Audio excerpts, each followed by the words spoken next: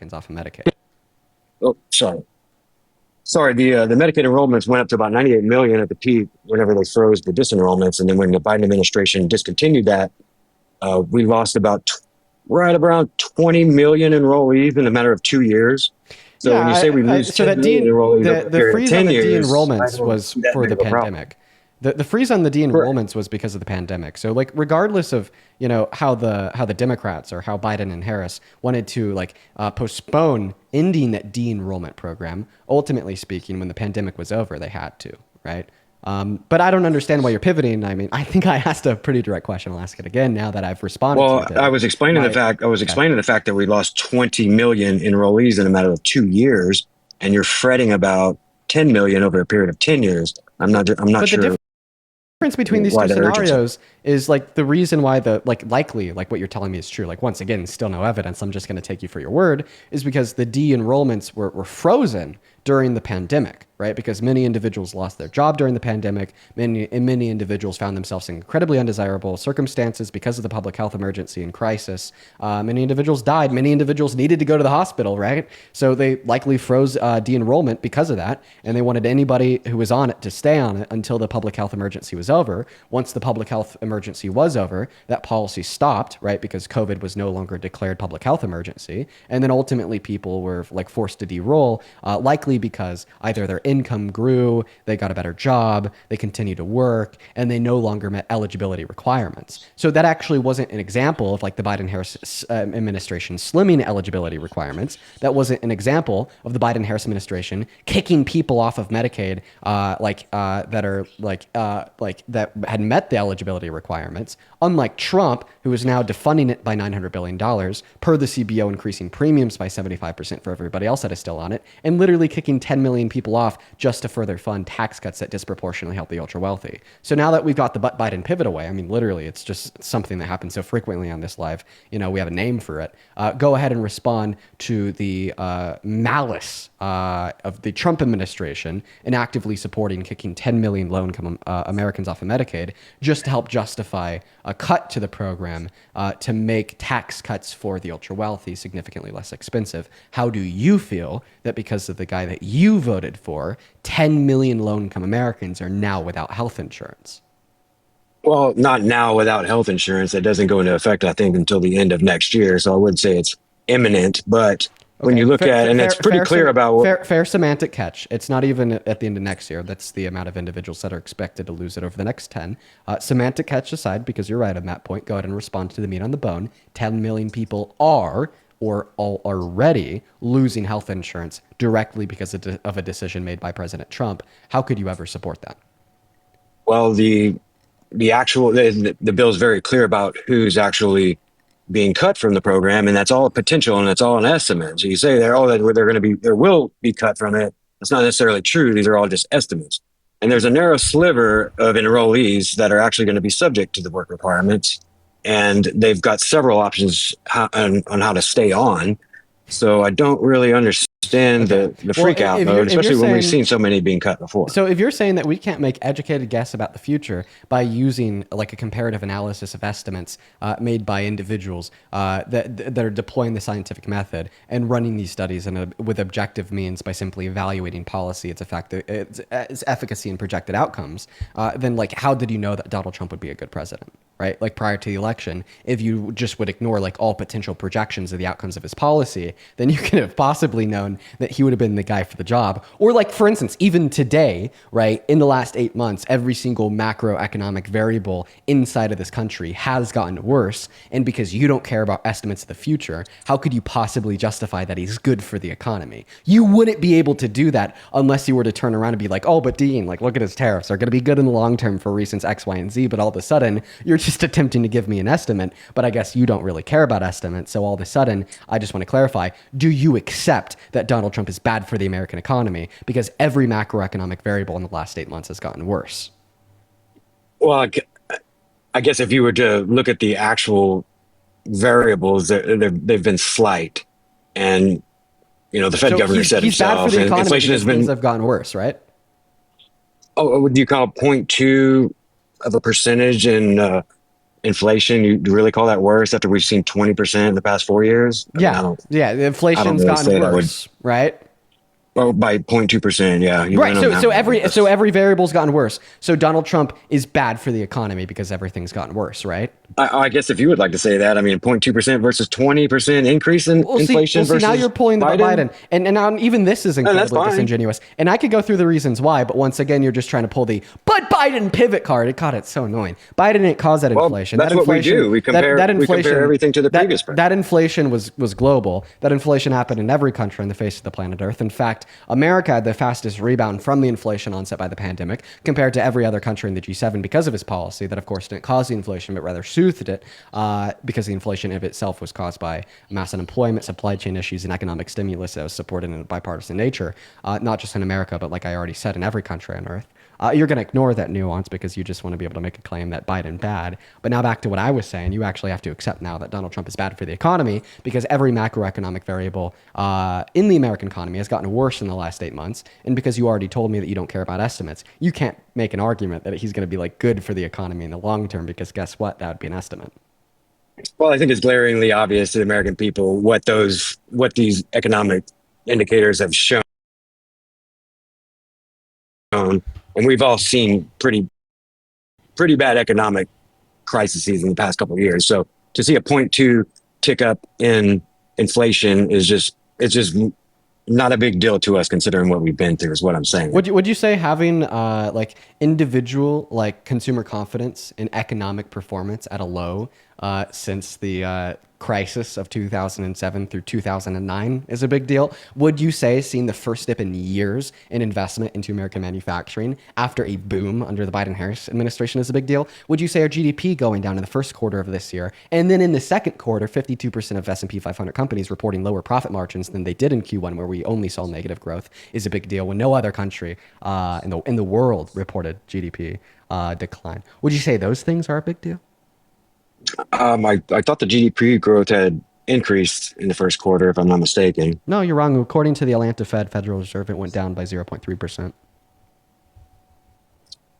I'll have to give you that one. I don't have the number in front of me. I do. In front of me in my Oh, head. that's great. So, Well, that's cool. yeah. So, would you say those things are a big deal? Do you care about investment into American manufacturing? Is that a big deal that it's gone down? Oh, so you can spend a couple $1 trillion to boost manufacturing and then pat yourself on the back for it? Is that's cool, I guess, huh? Oh, I forgot to inform you that I'm actually talking about real fixed private investment. So it accounts for inflation and it's specifically private, not government subsidies. Bad response. Try again. Well, if you just pat yourself or Biden on the back for the spending bills that he passed during his term, don't you think that would automatically increase? I just said private. It's private investment that I'm referring to here, not public through like expenditure Oh, of so you're government saying subsidies. Donald Trump hasn't secured any private investments? I'm saying that private investment into American manufacturing has gone down even when we account for inflation in the last 3 quarters. Okay, but has there not been any announcements of quite a bit of private investment into Oh, the are U.S.? you going to say like the investment's going to go up in the future? Isn't that an estimation? Right. Isn't that a projection? I thought that you don't. Well, no, I thought well, that you no, don't trust estimates. I thought that you don't trust projections. You were telling when me companies when I was announce it, when I was when a talking about. company's You were telling me when I was talking about like healthcare and whatnot. Like, oh, this is just like something that might happen in the future, right? We don't know Well, this an for announcement sure. from a company is quite a bit different than a guess of what might happen in the future, don't you think? Oh, I mean, aren't you just guessing that the agreement's not going to change? Aren't you just guessing that they're not going to pull out? Aren't you like just guessing that these companies are going to pull through on their words? I mean, shit, like we have a track record to prove that they don't. Apple announced a $400 billion investment when Biden was inaugurated, never made it. Apple announced a $550 billion investment when Trump was inaugurated in 2017, never made it, right? Like obviously, right, the word of these companies doesn't really mean much, right? So it seems Well, when like you're you're just talking going to be about when you're giving me talking an about estimate 9 months. predicated off of like the word of these companies, right? Which companies, by the way, who the hell knows? So on and so forth. All of a sudden, it seems to be the case that you're contradicting your own logic when you earlier suggested that I'm really bad for using estimates. And now you're using one Well, too. well, like I said, it's the companies that are announcing these investments, not necessarily a big guess or estimate, like you say. So there's quite a bit of different things. Well, I mean, no, it And is. there's an article on the Still yet. whitehouse.gov, and there's a It is still laundry yet. list of them. It is still yet an estimate, right? Because you're Sure. estimating, right, that Well, no, nobody's estimating anything. it They've is. announced how It much they is. plan on spending. It is. It is an So, estimate. I could explain to you why it's an estimate, right? You're estimating what they're like more likely than not going to spend now and in the future, predicated off of some word of mouth agreement from a company. When we already know that so many companies, not just in America but on the global stage, right, like see these things fail, right? And we see companies like not pull through, hold up their end of the agreement, so on and so forth. so when you see trillions of Right, and to announced use your investments, own that's not the and same to thing. use your own words against you, you can't really know that it's going to happen until it actually happens. Well, that's true. We're what, 9 months in now, so Right. So you just said that's true. So all of a sudden, right, like this estimate that you're providing me is completely meaningless in accordance with your own logic.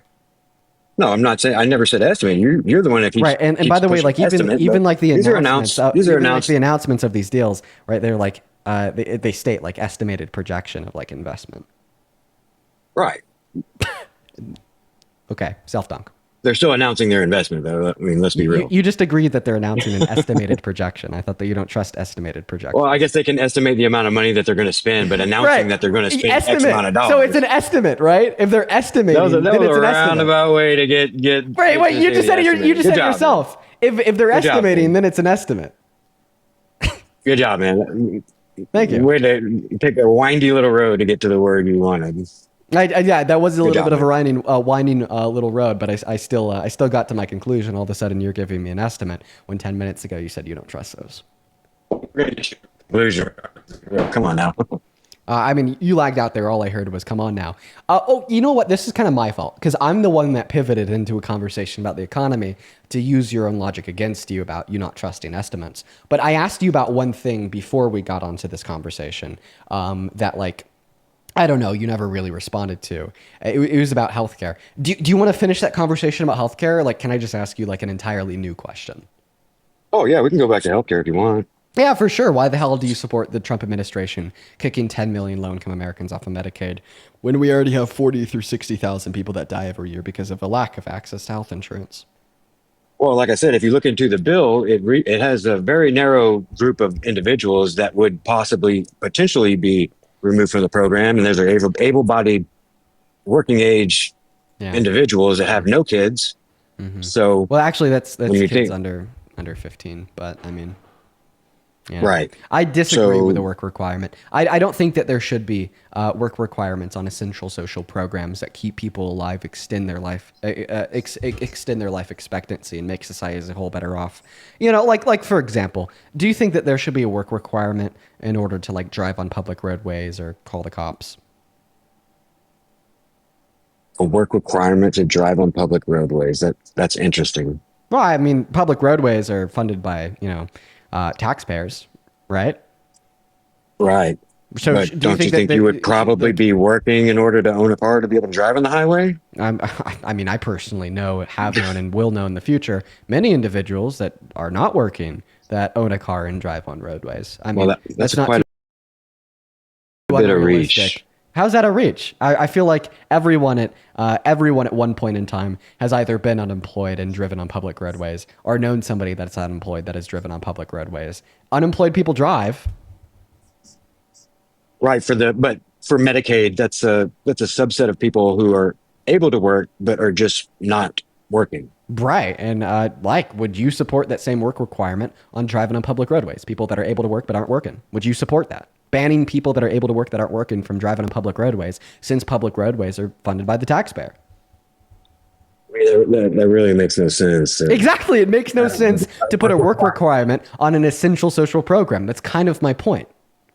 It makes no No, it's sense an at essential all. program that you are trying to gain access to when you don't. There's other options for you to gain access to that. I mean, that sentence was kind of gibberish. I mean, Rephrase. that's just a reach to try to apply a work requirement to roads, It's of not a course. reach at all. Just Because like Medicaid, public roadways are funded for by the taxpayer. What's the difference? okay, by that Tell same me, logic, you can tell me, say, well, logically by speaking, that same tell me, logic, you can logically say, oh, speaking, what is the difference illegal between immigrants can't placing, use our road. tell me, logically speaking, what is the difference between placing a work requirement on something like Medicaid or like placing a work requirement on something like public roadways, placing a work requirement on calling like firefighters, or placing a work requirement on calling the cops? Well, on the outset, it's absolutely impossible to enforce that. So that's how are you supposed to enforce that? The same way that you enforce people driving, sorry, Would you put a speeding, little checkpoint or right on like the on driving with ramps to all the expired tags. highways, or what? You know, like maybe all of a sudden, you have to like go on like to dmv.gov and update, like every time you're employed or not employed, or maybe we launch the new government agency of enforcing our laws on public roadways, and they Maybe if like you put like actively little like keep checkpoints on track the of on like ramps of every highway, who's that would be employed and who's effective. unemployed. I actually think Yeah, that there that would could be be a effective. realistic way to enforce it, just like we enforce other driving laws and ensure that people that are on public roadways aren't driving on expired tags. All right. So, given that there would be right a feasible way to enforce it, would you support banning people or restricting them, legally speaking, from driving on public roadways, given that they're able to work and they're not working? No. Okay. Why not? I mean, I agree with you, but I'm going to use this to make a counter argument. Like, what are like the specific reasons why you wouldn't support a work requirement on driving on public roadways? Would we agree maybe that reason is because driving on public roadways is kind of like an essential?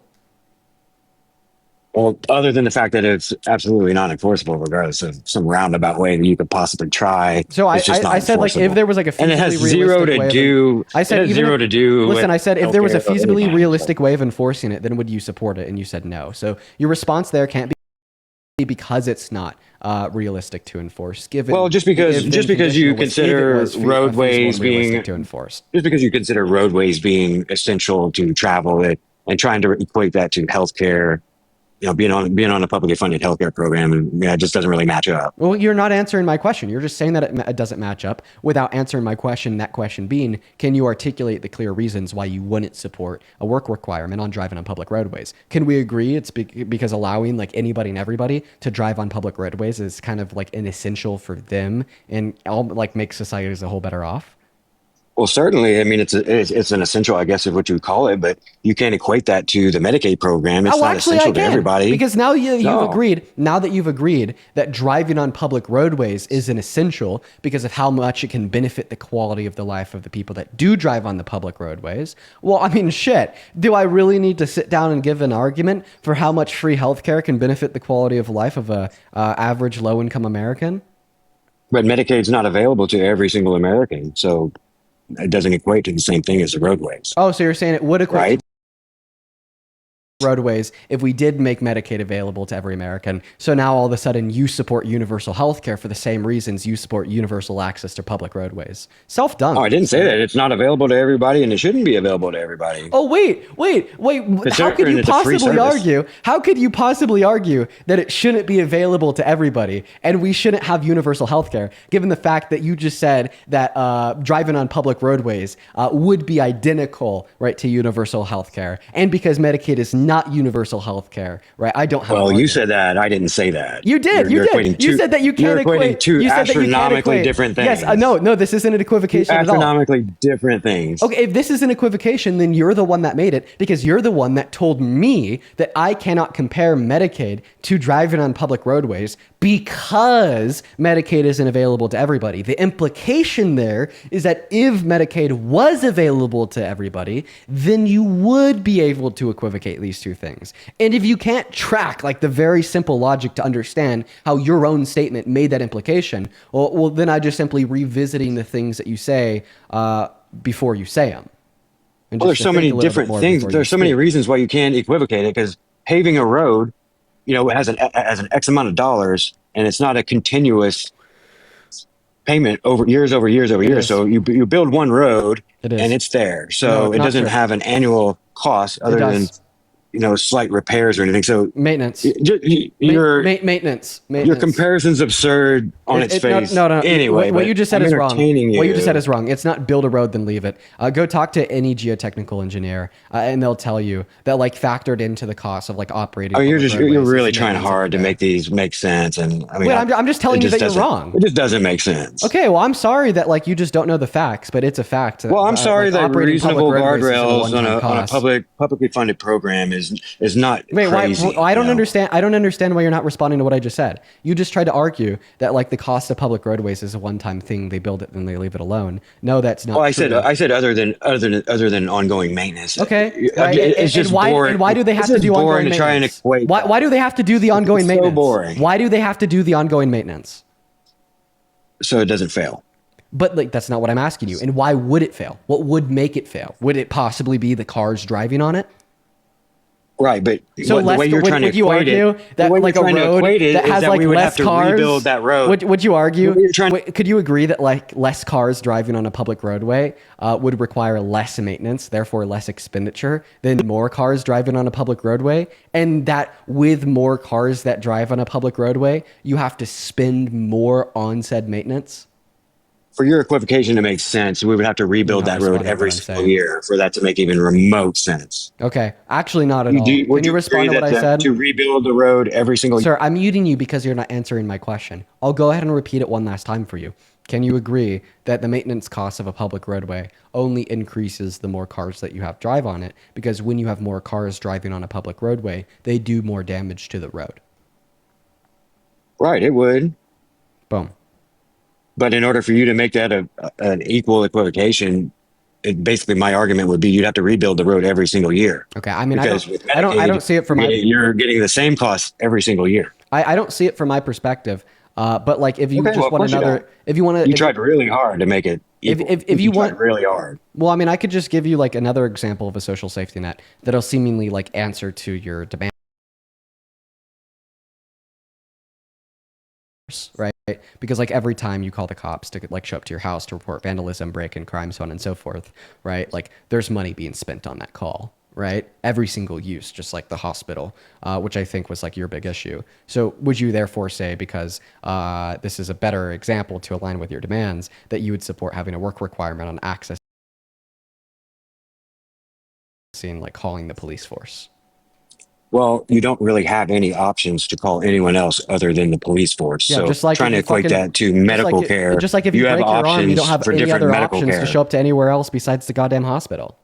Right, but you have options on who's going to pay for that, don't you? Well, I mean, if you're a low-income American, What if you make $200,000 a year? Are you? if you're a low-income American and it's not an immediate emergency need, so you can't go to the emergency room and get covered under EMTALA, actually, no, you don't have an option to pay for that unless you're being offered like state-funded medical health insurance, which is why we have it, right? Right. So people have other options in order to fund their health care. So what are the other options for a low-income American outside of Medicaid? Well, if you're an able-bodied individual between the ages of 18 and 65, you can work. Okay. Or you can the volunteer. option is work. Or you can Okay. volunteer. Okay. Well, then, so you said that we shouldn't have a work requirement on like accessing the police force because there's like no other options. Well, guess what? The other option is going to work and qualifying for the criteria that'd be necessary to meet in order to gain access to the police force. The same way you said another option for a low-income American that breaks their arm would be going to work to gain access to like their works health insurance. No one on this earth even argues the fact that essential public services have anything to do with gaining government-funded health care. What a joke, dude. Wait, you don't think that healthcare is essential? Well, I don't have anyone paying for my health care. Wait, so It's not essential for the government to pay for my health care. Can I just get a yes or no? Is healthcare essential? Yes or no? Of course, but who Boom! pays it is Dude, a different story. you can't make this shit up. Okay, so your new argument is, hey, listen, if the reason why I think we shouldn't have a work requirement on calling the cops is because the cops are essential, which would imply that if Medicaid healthcare was essential for low-income Americans, then you would support not having a work requirement on it either. And then you just agreed that healthcare is essential. Dude, I'm sorry. Healthcare is essential, but who pays for it? So if healthcare is essential, is a different thing. If healthcare is essential, then Medicaid is essential for like low-income Americans. What about middle income Americans? Is it essential for them too? We could have that conversation once we can agree for low income Americans. Being able to go to the doctor is essential. Having the government pay for my visit to the doctor is something that can be discussed about being essential or not. Yeah, we could have that conversation next, right? Like from my perspective, I do support universal health care. But obviously, if I tell you that and I respond to your question by affirming that it is essential, well, then all of a sudden you're going to try to shift it into a conversation about universal health care compared to a conversation about not supporting work requirements on Medicaid and the system that already exists due to the fact that you agreed it's essential and you agreed that essential social safety nets shouldn't have work requirements on them. Well, I think we can agree that having reasonable guardrails on a program that the government funds is not too unheard of. Okay. Well, I mean, if now the argument is just reasonable guardrails on a program that the government funds, well, it would be an unreasonable guardrail due to the fact that Medicaid would be essential for any and all low income Americans, even if they're not working, the same way access to the police force would be essential to any and all American, regardless if they're working. Boom. All right, I guess you can equivocate it to 1,000 different things, but it still doesn't make sense in the public's eyes. Well, an equivocation would be like a comparison to two things that can't be compared, logically speaking, within one relevant sense. Can you Right, give me and the- your comparisons were not logic at all. Can you give me the distinction? Comparing a here? road to healthcare So I mean, is not logic. so all that you're doing right now, my friend, is you're just saying that these two things can't be compared without giving your reasons why. So could you please give me the symmetry breaker between supporting a work requirement on calling the cops and supporting a work requirement on accessing Medicaid as a low-income American? Articulate the clear reasons that make these two things drastically different, that justifies a work requirement on Medicaid, but doesn't justify a work requirement on calling the cops. Make it clear. I think I've already said it before. I think I already said it before. How are you going to enforce it? When someone calls for an emergency to get the police there, are you going to ask them if they're going to work? What are you going to do? Okay, so The now it's like- enforcement now- problem is going to come up quite a bit by your logic. So I'll just give you like a quick example of how we could enforce it, which by the way is just another pivot. We have individuals like register to like be able to call the cops, very similar to how you have to register to be able to vote, or like register to like qualify for Medicare, right? So that seems more absurd than asking people to work to gain free healthcare. Right. No, of course. That sounds a little bit more absurd. I think. agree that that's absurd, right? But still, yet it is a materially realistic way of like readily available and easy enforcement of like an assurance that those that would be calling the cops are working, right? You didn't you just asked me for like a realistic way to enforce this work requirement on calling the cops. I agree this realistic way to do it is fucking crazy and we never should in a billion years, but still yet it's a realistic way to do it regardless of its merits. It could be done. Right? Meaning that there is realistic ways to enforce that. So now that we've agreed there's realistic ways to enforce like a work requirement on calling the cops, what would the difference be between imposing a work requirement on calling the cops and imposing a work requirement on accessing Medicaid, given the fact that you've now agreed they're both essential and we know they're both publicly funded social safety nets by the taxpayer? Well, just because you say it's easily done is not necessarily true. How easy would it be to have a national sign up to be able to call the cops? I mean, that's another big reach, man. Okay, It's a big reach. Well, see, every single time I ask you the question of what would the difference be if you were to impose a work requirement on one thing but not the other, right? Like you always just like pivot to something else, right? And now you're talking about like how easy would it be to enforce this for the cops? Like, I mean, listen, man, if we want to go through the pragmatics of how we could actually do this, right? We could have that conversation with one another, but I feel like you're just using that as a pivot away from the meat on the bone here, which is just a conceptual conversation about a comparison of the two ideals. So how about this? Let me frame it this way. If there was an easy way to enforce a work requirement on accessing the police, then would you support a work requirement on accessing the police? That's a very simple and clear question. Exactly. No. So how easy or hard it would be to enforce this is completely irrelevant to if you would support it or not. So let's stop fucking talking about that completely irrelevant thing. What is the difference between imposing a work requirement on calling the cops and imposing a work requirement on accessing Medicaid that in your mind justifies it for Medicaid, but does not justify it for calling the cops? In both of your examples, between roadways and calling the cops, you don't have an option to not travel on certain roadways. If you're going to travel the country, you're going to travel on a roadway. If you're going to call 911, you're calling the only place you can call.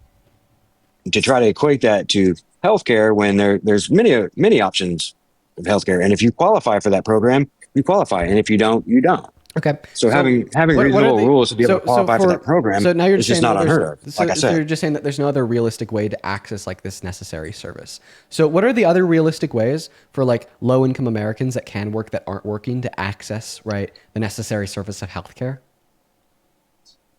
to begin to work and gain access to either the funds to pay for it or Okay.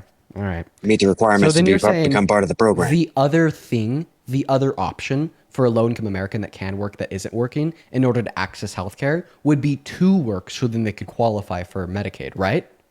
Are you saying there's not more than one option Well, on a big beautiful bill to be able to therefore, access that program? listen, therefore, okay, if the other option for low income Americans to access healthcare, if they can work but aren't working, would be to work so then they can qualify for Medicaid, well, then theoretically, if we imposed a work requirement on calling the cops, there would be another option. So your argument is invalid. Because according to your logic, the other option for like Americans that can work that aren't working that don't qualify to have the means available to call the police would be to go get a job and qualify to call the police, right? No, when I talk about options, I'm talking about when you call the 911, you call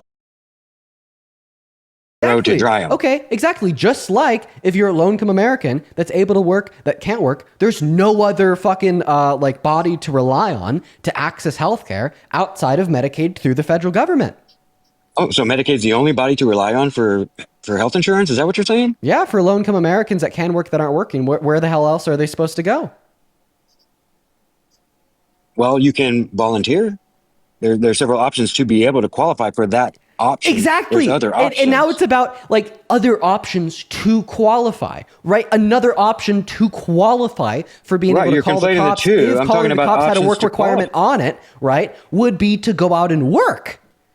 So therefore, dude, how can you not see that? Listen. Okay. Is like everybody else that is like in here, are you guys like understanding what I'm saying, right? Because like I feel like I'm making it clear. This guy is saying that the difference between the imposition of a work requirement on Medicaid and the imposition of a work requirement on calling the police is that, well, if we did impose a work requirement on calling the police, then we would leave those that don't meet the work requirement with no other option, right? Right? And then my response is the same way we would be leaving like low income Americans that can work that aren't working with no other option to access health insurance. Okay. And then the guest responds to that by saying, well, there is another option for the low income Americans that can work that aren't working to access health insurance. And that would be for them to turn around and start working so they could qualify for health insurance. Okay. The same way, right? If there's a work requirement on calling the cops, you could turn around and work to meet the qualifications to be able to call the cops. But when I told him that, his immediate response was, that's not what I mean by other options. What I mean by other options isn't other ways you could qualify to access these benefits, but literally just other ways you could access the benefits without changing anything material like your employment status. All right. Well, is there like any other way you could access the benefit of health insurance as a low-income American that can work that isn't working without any material change in your employment, volunteering, so on and so forth? Let me say this a little bit slower. He's not So answering the when question. you go to This drive is on a hard. road, This is hard. okay. This is Well, hard. I mean, I know it's hard for you to understand, Dean. I know. You're not answering my But I'm question. gonna let me. Well, you I obviously want an didn't answer to my understand what I question. said. I want an answer to my question right now. You have several options in order to get care, and it doesn't have to be Medicaid. Are there not free clinics all over? Are there not free clinics? Are there not churches? Are there like nonprofits that would offer several different types of health care that people that couldn't qualify for Medicaid to get? Those are several different options. Yeah, When I mentioned roads and police, I meant I don't think you that don't these have any options are readily options available. on the. You don't have an alternate police department that you can call. Hey, You don't I'm have sorry. an alternate I don't road that you think can that travel these on. other options are readily available. No, this is like saying, couldn't you just like ask a church to like carpool you to? Well, you're trying really hard. Right? You're trying to really But, like, hard to obviously- conflate these other services. Yeah, could you please to give me this. like another So I have to option? try really hard. Could you please give in me order another to option outside of Medicaid facilitate- that would be like readily available to the 55 million low-income Americans? Could you give me Right. give me an option? Plenty of free clinics. Okay, give me an Nonprofits, example. Give me an churches. example of one of these free clinics. Give me an example. There's churches that offer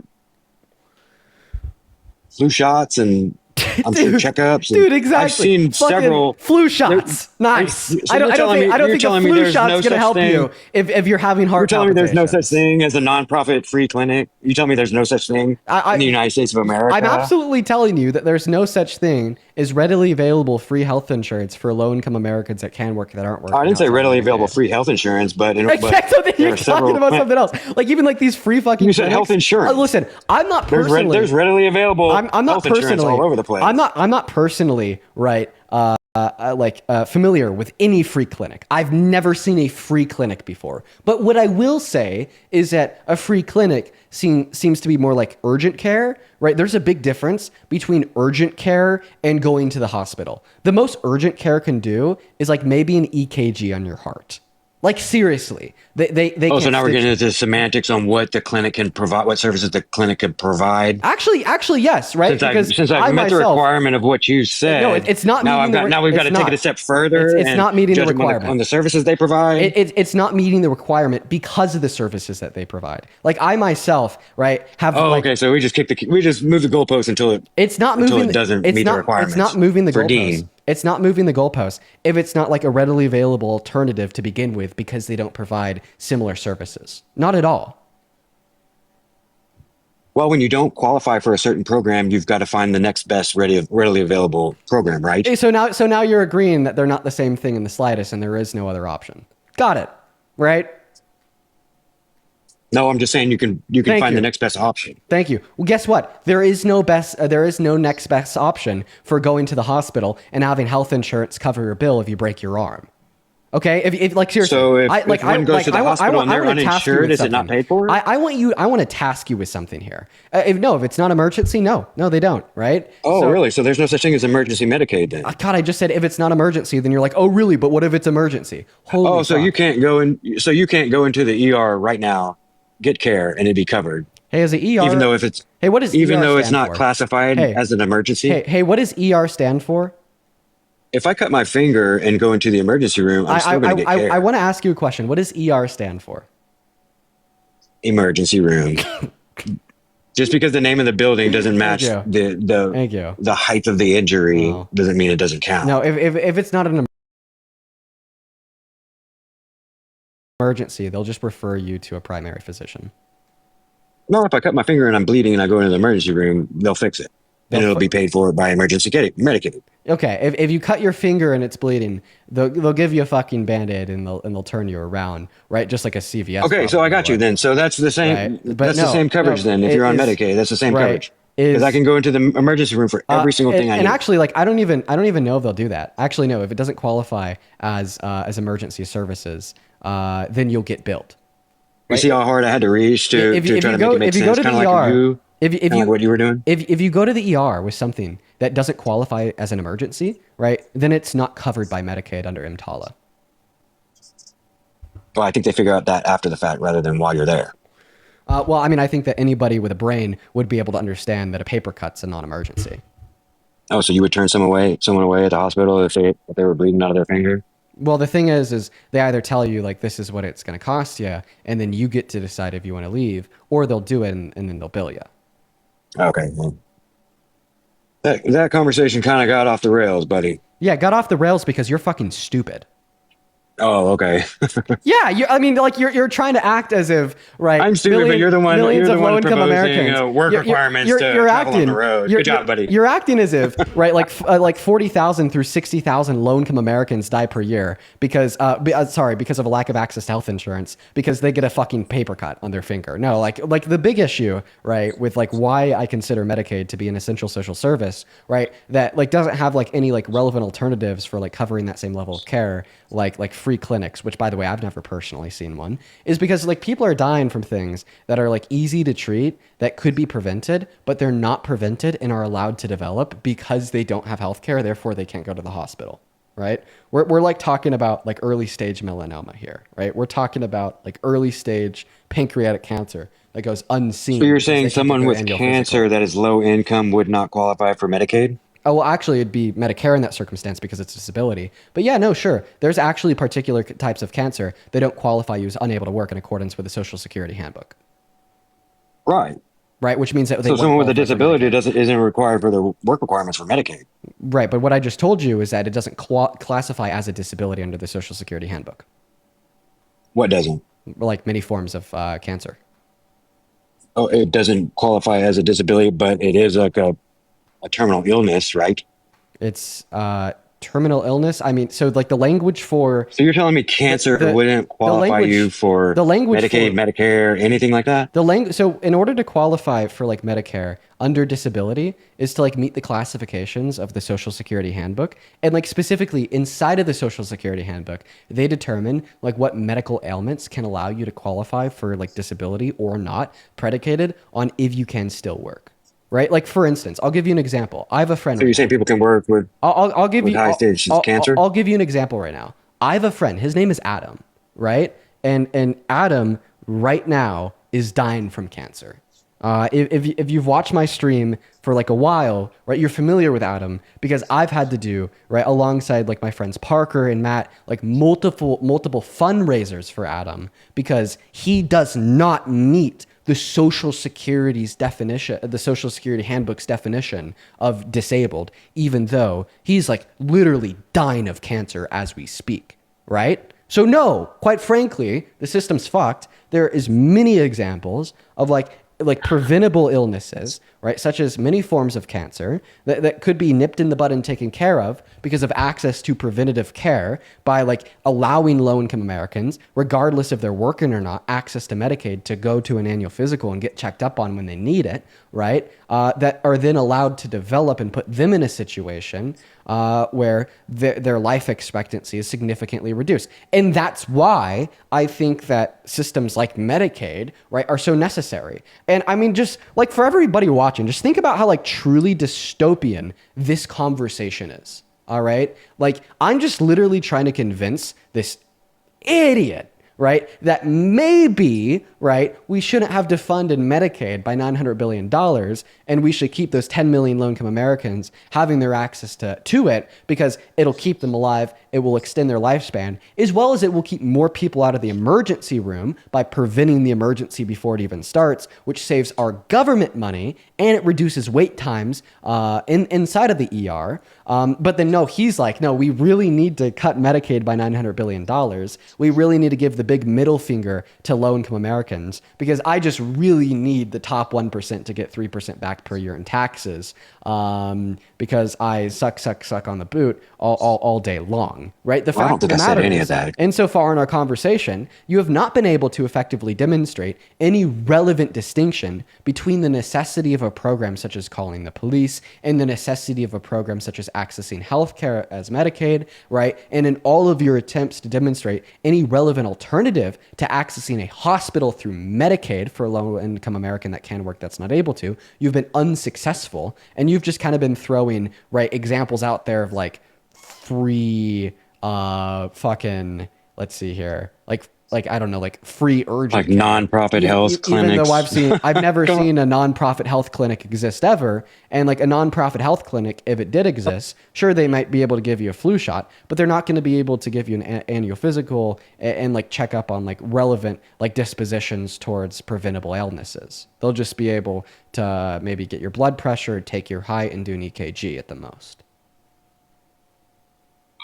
So you do agree that there are nonprofit clinics out there I mean, I wouldn't doubt that nonprofit that would urgent care extend free exists services somebody to low income that individuals. exists somewhere in the country. I've never personally seen one though, but like the services offered are incredibly limited, and I know this because I've gone to urgent care with like so many things that have happened to me, right? And every single time I go to urgent care with something that happens to me, their immediate response is, "You got to go to the hospital because there's nothing we could do." Like I'm telling you, if it extends beyond taking your height, getting your blood pressure, or putting a band-aid on a wound, there's nothing they could do. Sure, but I believe that the Medicaid program, the requirements that are in place, do cover a vast majority of the low income Americans that need it. Oh my God. and that have no other options. Listen. But if you're Oh, if you're an able-bodied person with no kids, Listen, they do cover vast majority of low-income Americans that need it, because guess what? There's like 60 60 million low-income Americans that need it. So therefore, when we take it away, right, from 10 million low-income Americans, technically a vast majority are still covered. Okay, right? Even though a vast majority are still covered, I think that 10 million people losing access to Medicaid is a whole hell of a lot. And if now you're trying to convince me that 10 million people isn't a lot, well, guess what? You voted for a goddamn 34 count felon, adjudicated rapist, fascist, because you thought that the 2 million undocumented immigrants that came into this country under Biden were a lot. So don't come talking to me about telling us how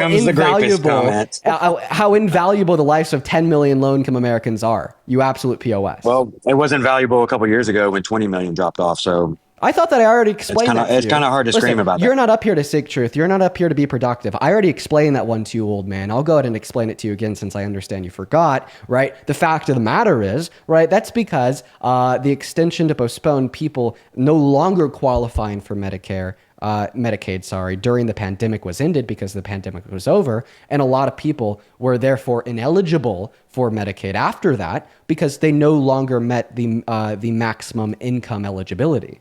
Right? From like 2020 until 2023. Oh, the income right? threshold changed? No, the income threshold I don't recall that. changed. The individual income of the individuals on it changed from 2020 when they signed the law into effect that prevented individuals from losing service until 2023 when they repealed it after the pandemic was over, right? At that point, when they repealed it, there was millions of people on Medicare, right, that had an income above the minimum income because they either got a better job or started to work more from 2020 until 2023. So then, of course, okay, so then we agree then, because when the 10 million individuals over 10 years no longer qualify for the rules that require them to be on the Medicaid program, then you have no problem because they no longer qualify for the program.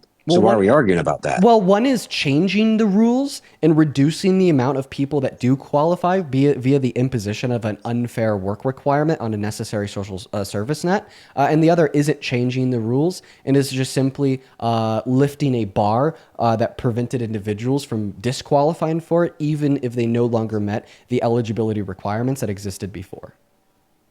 I'm happy that I the could rules educate for Medicaid hasn't changed. Is that what you're saying?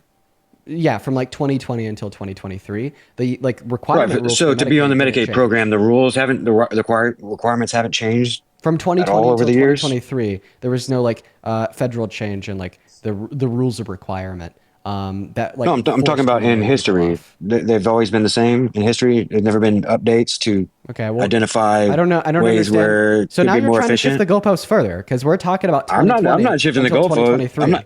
Yes. I'm just trying to Yes. figure out the outrage. You're shifting the goalposts, right? The reason you're shifting the goalposts is because you just try to compare the 10 million people losing service under Trump to apparently the 20 million people, which by the way, you haven't been able to give me a source on, that apparently, according to you, lost service under Biden, when in all reality, that's just because they lifted the bar preventing individuals from losing access to service, even if they no longer met eligibility requirements. Right? Can you respond to that Source is without shifting the CMS. goalposts? The source is CMS. They're looking at the total numbers of enrollees over the years. It's right there. I'm just trying to figure out the outrage. If 20 million people can drop off, nobody Dude, cared. can you But respond 10 to million, dude, 10 million people over hey, 10 hey, years is hey, a big deal. hey, I just explained this to you. What did I just say? I want you to repeat the words that just came out of my mouth. If every action caused people to drop off the program, why were you not outraged by the Biden? I literally want you to repeat the last words that came out of my mouth. Do it. I wasn't listening. Of course you weren't listening. Why weren't you listening? Is it maybe because you're not here for productive dialogue and you're just here to talk Oh, shit? sure. No, I'm here to Okay. talk productive. So if you're here for productive dialogue, then why didn't you listen to this I'm one just trying thing to that I've figure repeated out. 5 times? We have the same thing happening. No, listen. If you're first thing here, happened way listen. worse. If you're here for productive dialogue, why didn't you listen to me the first 5 times? Well, I've been listening to you this whole time. Okay, but you just told me you weren't listening. So which one is it? Well, this last time. Oh, but you were listening the first 4 times I repeated it. So go ahead and tell me what I said, because like I said, I repeated it for the 5th time. Oh, well, you just keep trying to explain why it's not the same, and it's Okay, exactly the same. So what was my explanation insofar as why it's not the same? Because you're saying that they removed the freeze and they no longer qualify to not the work requirements, the income requirements, and you give a roundabout explanation for it. So what But was I'm not saying. So I'm what not, was my I'm not what was my arguing quote-unquote why. roundabout explanation? Well, what I'm trying to get directly to the point of No, no, is no, no, no, no. a I'm being certain serious. action No, was no, no, no, no, no. required to drop people from the program. I'm actually being A serious. certain action had to You're happen not for these answering my people to question. drop off the I'm program. actually being serious. What was my explanation insofar as why it's different? I'm like being dead ass. Like, what was my explanation insofar as why it is different that I repeated 5 times? Okay? Like, literally, what was I my just told you. explanation? No, you didn't. I just told you. You just said roundabout explanation.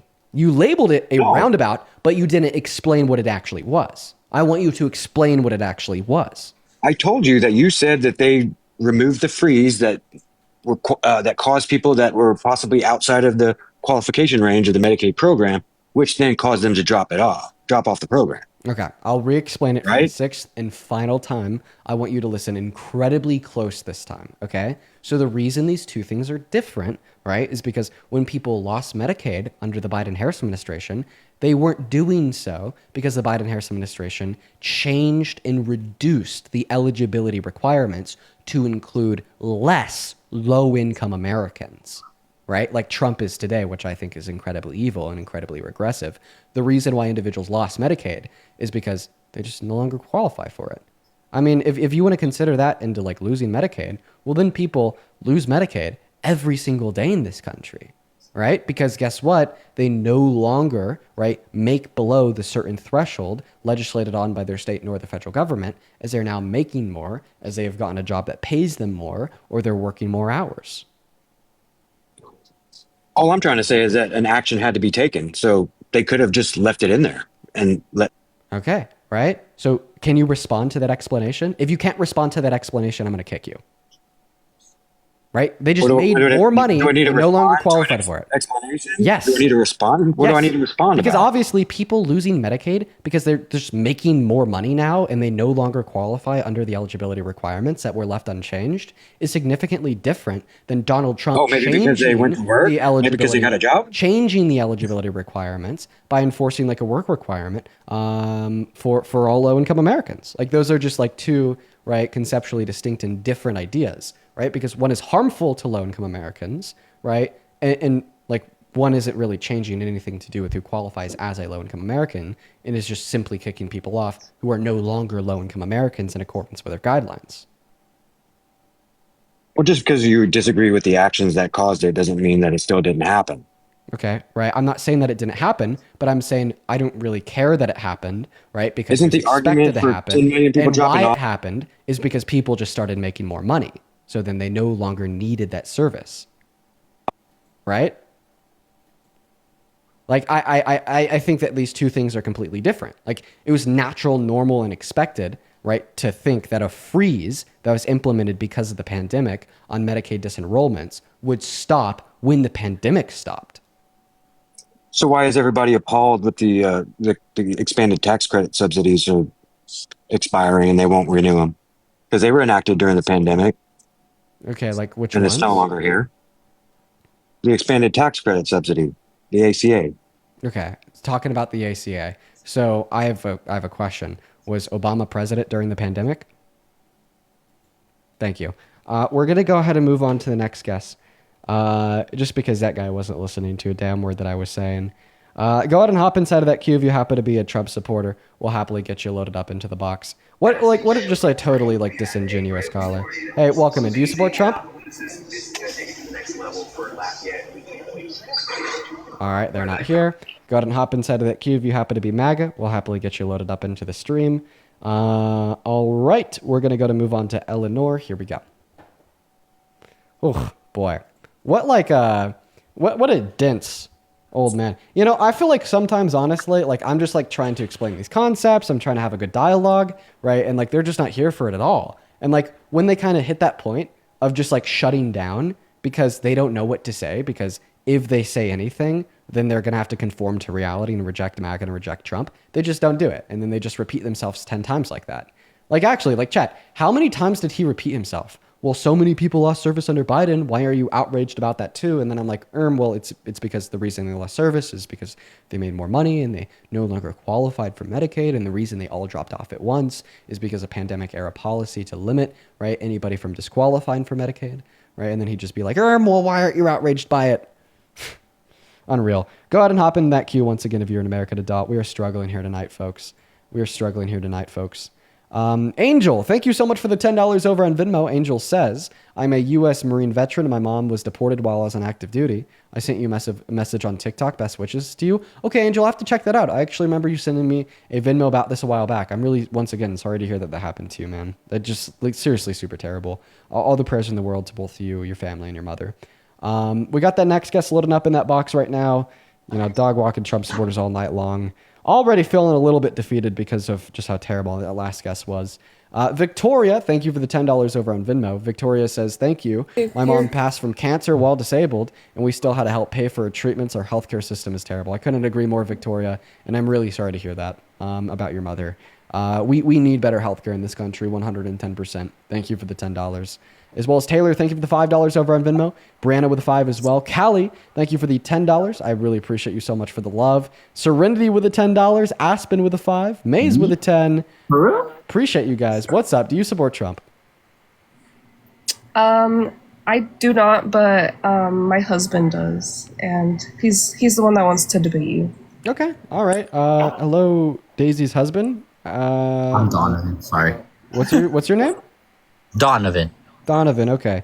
Let me go to think like 3 more people, then I'll hop into my debate with you. Hey, Janet, thank you so much for the $10 over on PayPal. Appreciate you for that love, Janet. Stacy, appreciate you so much for the 20 Australian dollars on PayPal, who says thank you for all that you do. I appreciate that, Stacy. I hope that you're still in here. This literally came in 50 minutes ago. Thank you for the love. As well as Victoria, thank you so much for the $10 on PayPal, saying was just protesting in Oregon for No King's Day. While I was leaving, ICE decided they wanted to point a gun at me. Dude, Victoria, dude, oh my God, I'm so sorry that happened to you. Like, what the fuck? No, please file a report. Please file a report. But thank you for the $10. But seriously, Victoria, file a goddamn report. Launch a civil suit. Make some fucking money. As well as Justin, thank you for the $13 over on PayPal. Appreciate you for that love, Justin. And Rami, thank you for the $50 donation over on Venmo. Rami with the $50. His last guess was painful. Oh yeah, that guy was so insufferable. Holy shit. I appreciate you for the $50, Rami. If you're watching right now, I want you to show some love to Rami down below in that chat. That is ROMI. Let's get 500 Rami W's. Thank you so much for your kindness. And then 2 more here. Jonda, thank you so much for the $25 over on Venmo. All the love to you as well, Jonda. I hope that you're doing well. Thank you for the $25 and good to see you. Thank you, Jonda, Rami, and all the other donors. If you're watching and you'd like to support me, you'd like to support what we do here, you can find my Venmo and my PayPal in the link tree in my bio on TikTok, as well as in the pinned message over on that YouTube stream. Go ahead and take it away. Tell us why you support Trump. Go. I don't anymore, but I'm really sorry for making you guys wait. I'm really happy to hear that you're no longer a Trump supporter. I think that is awesome. We are going to move on to the next guest. Unfortunately, we are just looking to talk to people that are still Trump supporters. If you protested today, let me know where down below in that comment section. I'm really interested to hear from the chat. Let me know where you got out. Please share with the class. What's up? Do you support Trump?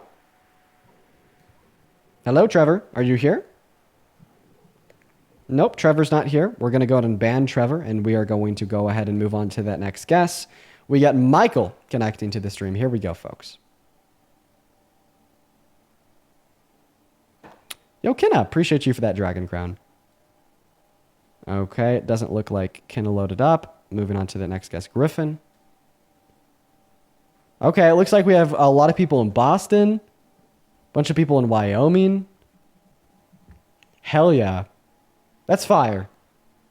What's up? Do you support Trump? Yeah. Okay, how old are you?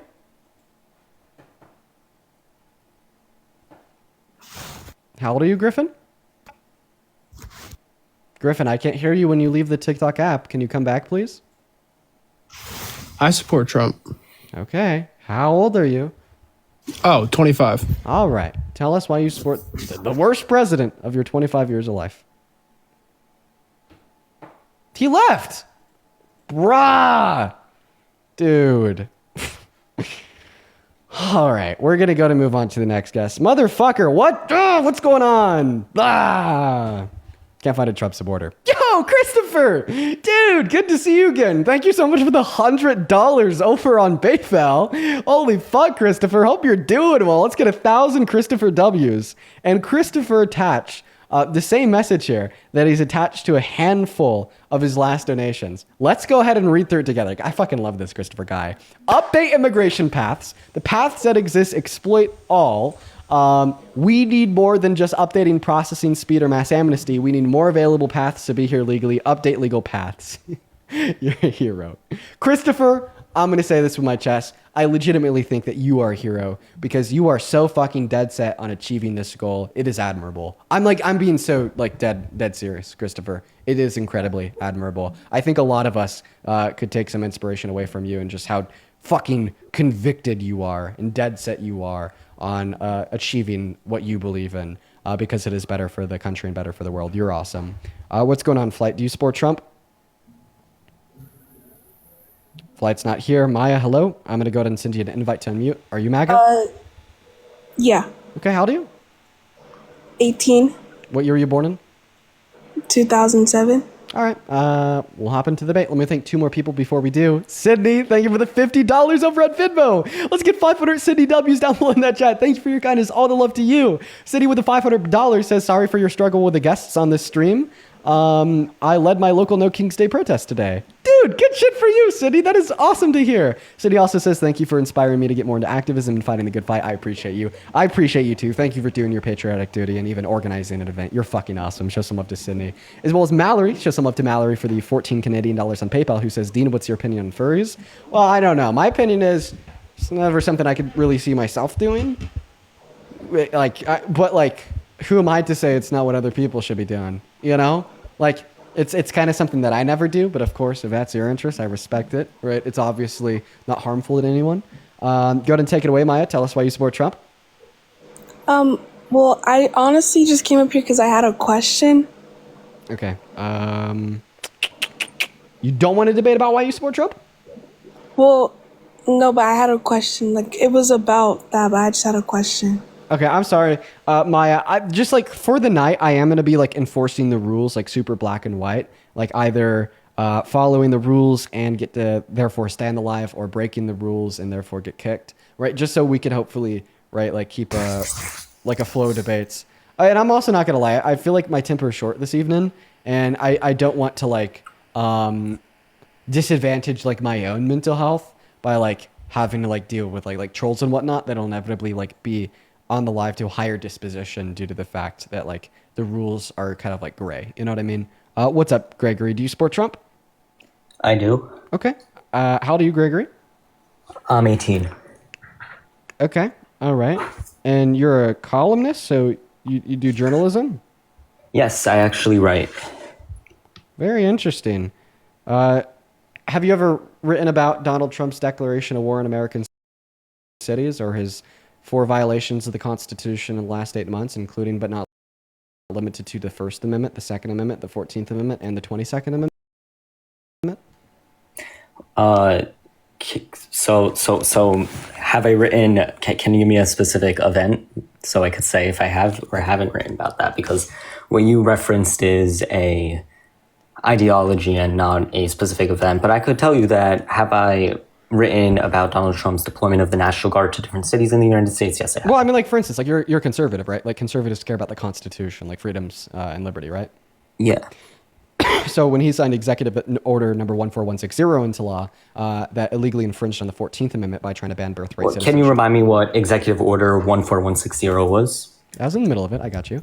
It was the one that attempted to illegally ban birthright citizenship for the children born to undocumented immigrants on American soil, even though they have that right per the 14th Amendment. That was blatantly an infringement on the Constitution. Yeah, that's not true. So it's an interesting point that you bring up there.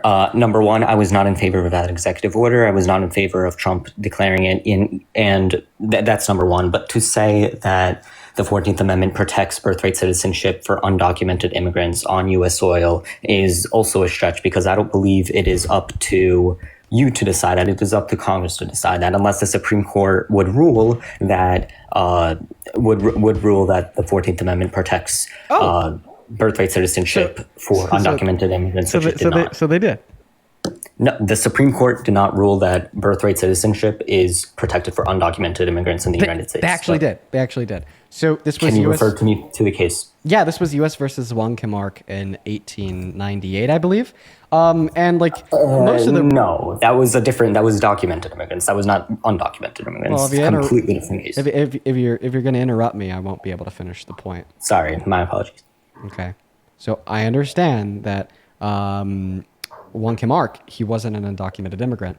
However, right, the ruling did give birthright citizenship to undocumented immigrants on American soil because it gave us a clear definition of what the portion of the 14th Amendment that's typically debated is and subject to the jurisdiction thereof even means, right? So the Chief Justice of SCOTUS in the U.S. versus Wong Kim Ark case ruled, right, specific guidelines for who doesn't qualify for birthright citizenship.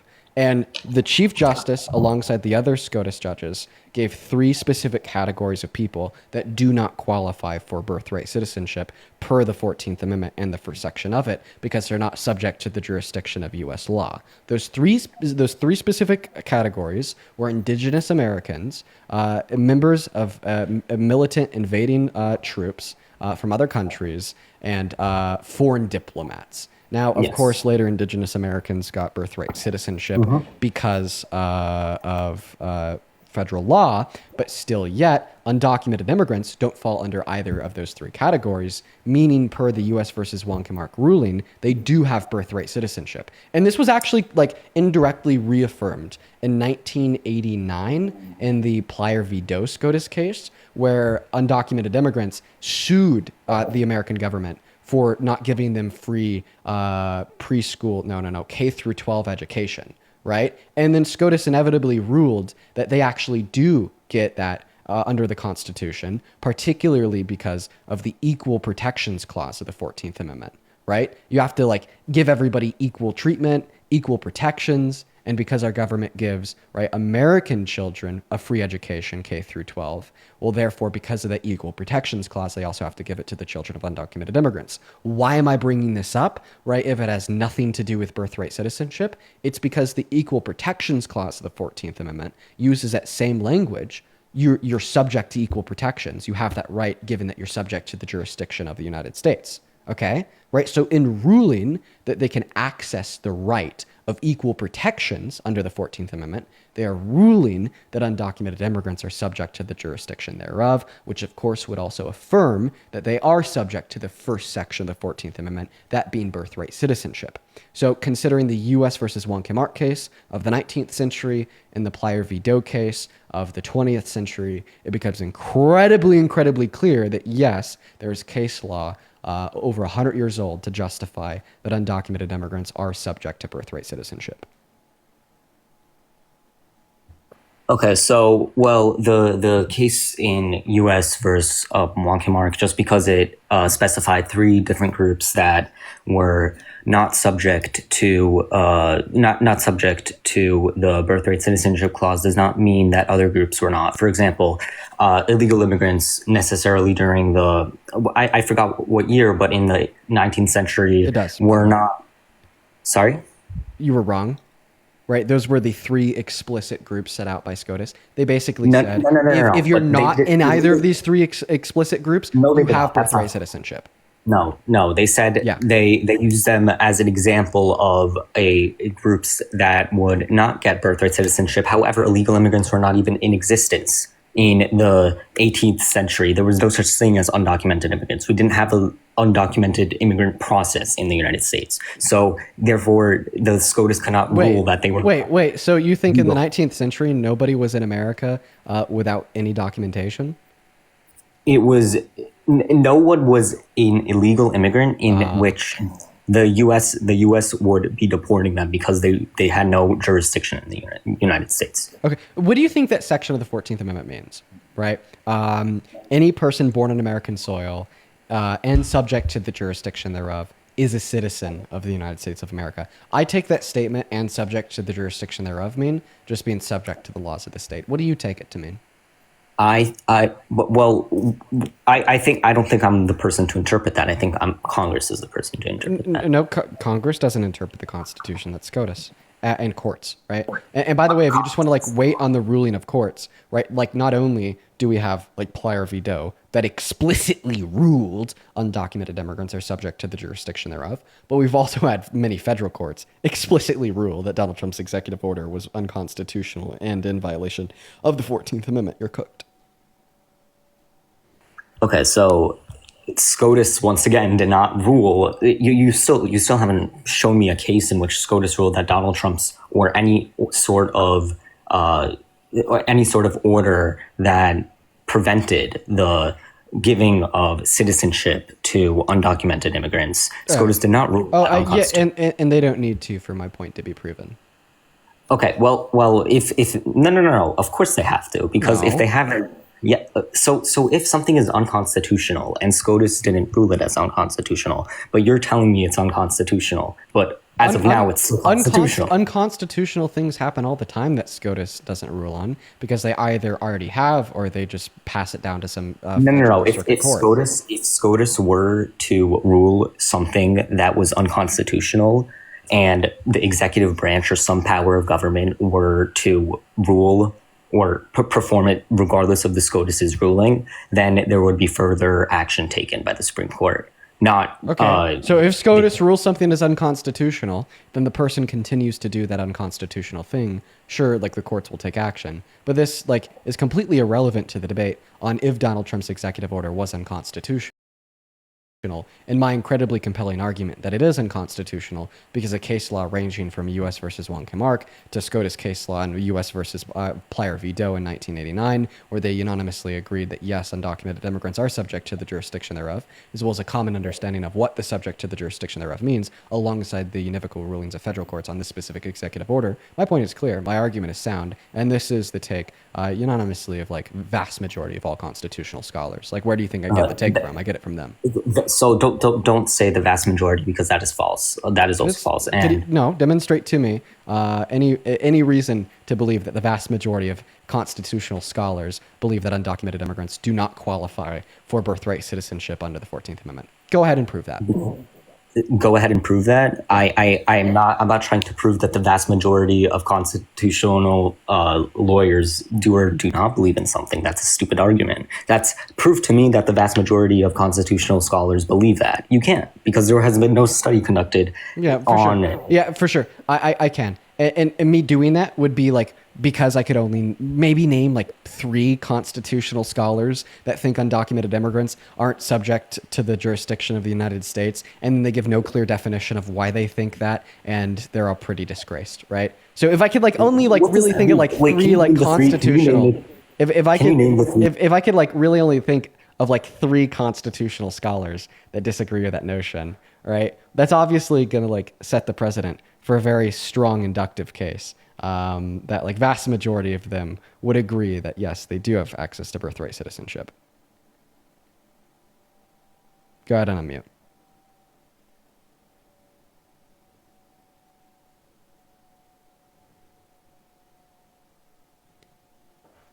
But anyways, like, do you just want to address my argument head on? Right. So my argument that his executive order was unconstitutional has to do with SCOTUS case law, ranging from U.S. versus Wong Kim Ark to Plyer v. Doe. It has to do with circuit and federal case law, ranging from like the federal courts that disputed Donald Trump's executive order when he made it on the issue, and just like the fact that you wouldn't be able to report to me a single constitutional argument. One moment. One moment.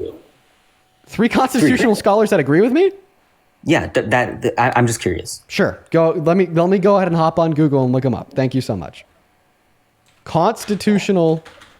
Oh wait, lawyers or whatever. Documented immigrants. I'm not even going to look up lawyers that agree with this. I'm just going to look up undocumented. You see your point that you can't say that the vast majority of constitutional scholars agree with something or your argument just because you think so, or just because you don't know the other side. It doesn't mean anything. I'm not like saying the argument. So I was in the middle of trying to find the name of 3 people that agree with me. I wish that you would have allowed me to finish that opportunity, but seemingly you no longer want me to do that. And it's not that I don't know the other side; it's that there's not another side. There's not a constitutional argument. right? Like, give me a constitutional There argument is. right now to demonstrate why exactly undocumented immigrants wouldn't qualify for birthright. Like the children, not even undocumented immigrants, the children of undocumented immigrants born on American soil would not qualify under the first section of the 14th Amendment, given that we know they qualify under the third, that third being equal protections. Okay, so okay, so there's multiple parts. So number one, the case you brought up was what, apply or veto, right? Yep. In that case, education is different than birthright citizenship because for citizenship, but the language of the sections of the 14th Amendment both use that and subject to the jurisdiction thereof. what do you mean? Well, like you only get that protection if you're subject to the jurisdiction thereof, the same way that you only get like birthright citizenship if you're subject to the jurisdiction thereof. No, Right? well, there's So different obviously parts. in that prior veto Equal ruling, protection clause they and ruled birthright that like citizenship undocumented clause are two immigrants are different parts subject of to the the- jurisdiction thereof. Okay, maybe I'm like a step ahead. Okay, like I think that maybe like I need to inform you on the basis of like the argument that the children born to undocumented Can we immigrants- acknowledge that the equal protection can clause you and stop? the birthright citizenship clause are two different parts of the Constitution and two my different God. parts of the 14th Amendment? So there are two different sections of the 14th Amendment. However, Yes. the parallel that I'm making is that in order to qualify for equal protections under the Third Amendment of the 14th, the third section of the 14th, you have to be subject to the jurisdiction thereof. That's what the language of the section says, right? And it is that same language that exists in the first section of the 14th Amendment, that's birthright citizenship, right? That conservatives such as yourself like to hinge on in attempting to argue that undocumented immigrants and their children born on American soil are not subject to birthright citizenship. Like, for instance, like when you're trying to make an argument that undocumented immigrants, the children of undocumented immigrants born on American soil are not citizens, how do you start that argument? You start that argument by reading the first section of the 14th Amendment, reading all people born on this country and subject to the jurisdiction thereof are citizens, and then you dispute that they're subject to the jurisdiction thereof, right? But like obviously, right, in the Plier v. Doe case, they ruled that they are subject to the jurisdiction thereof, right, because they had to be subject to the jurisdiction thereof in order to qualify for equal rights. But listen, I want to go here because of something that you said earlier that I asked you about that you didn't answer to, okay? You said, right, that Dean, you cannot possibly say that vast majority of constitutional scholars, right, agree with you and disagree with me, right, for the reason being that you don't know the other argument. So give me that other argument.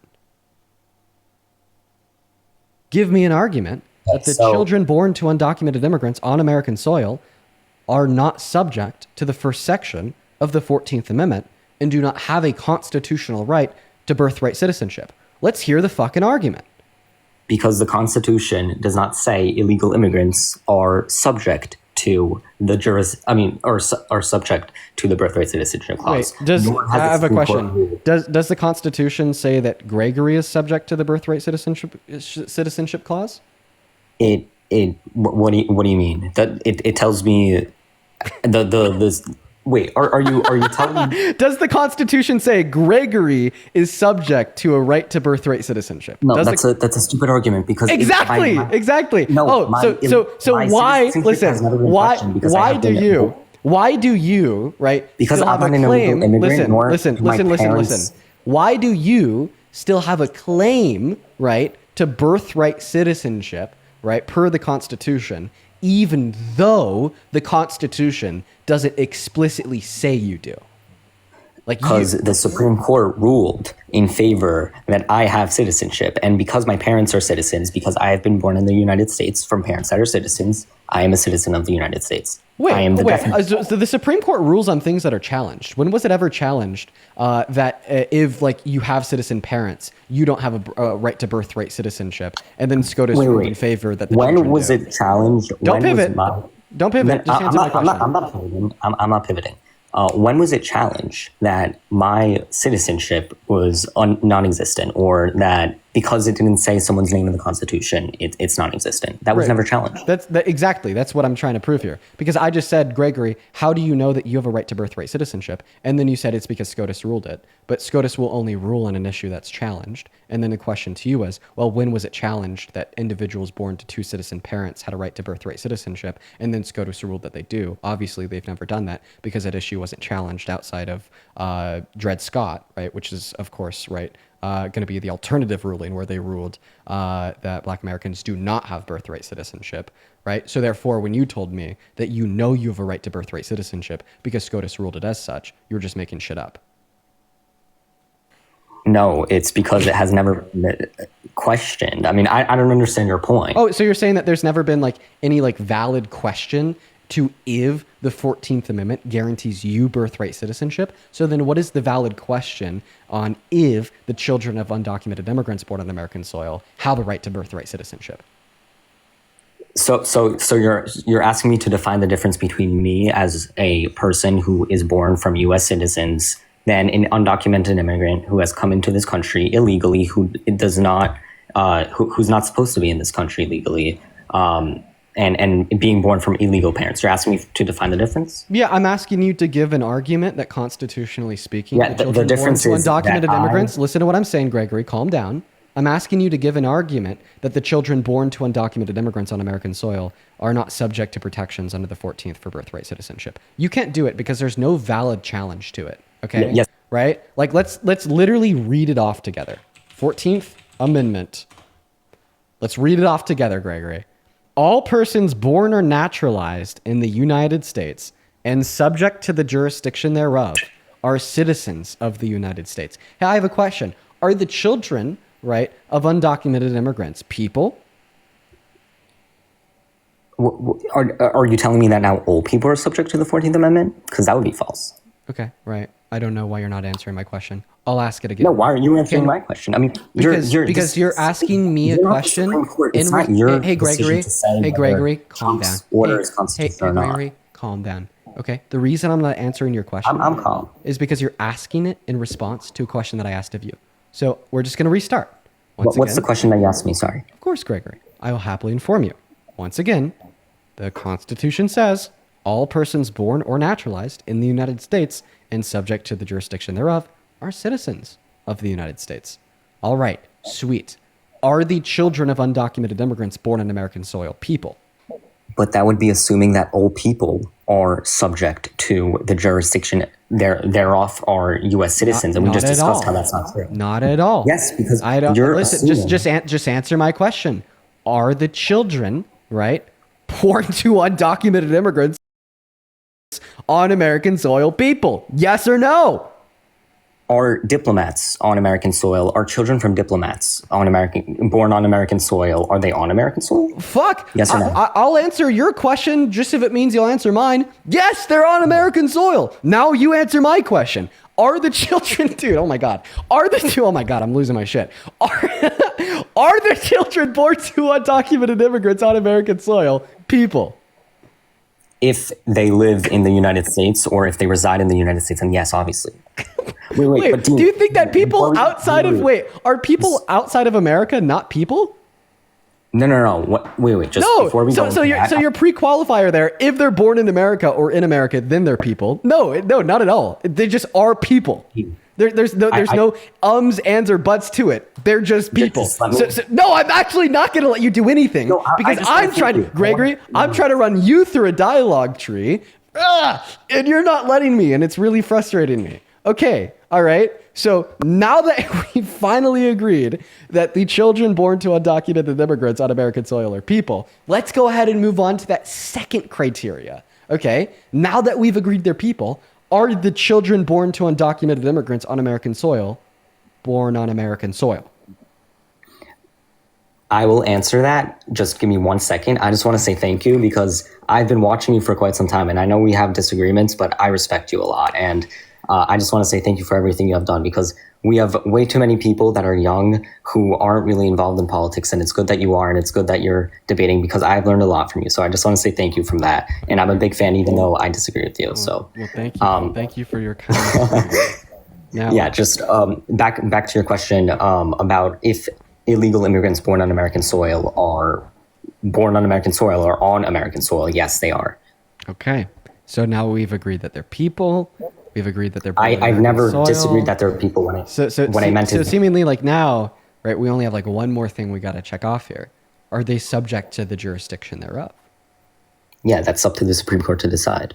Okay, what do you think subject to the jurisdiction thereof means? What do we learn from the U.S. versus Awankimar case? Well, there's a lot that goes into that because the Supreme goes Court into has it? ruled. Well, we have to figure out if illegal immigrants are subject to the jurisdiction thereof. I'm just simply, we need to figure out what it means to be subject to the jurisdiction thereof first. So what does Well, that what's mean? your definition? What do you mean by it? Okay, well, I'll tell you what I think it means, and then you'll tell me what you think it means. I think it means being subject to U.S. law. I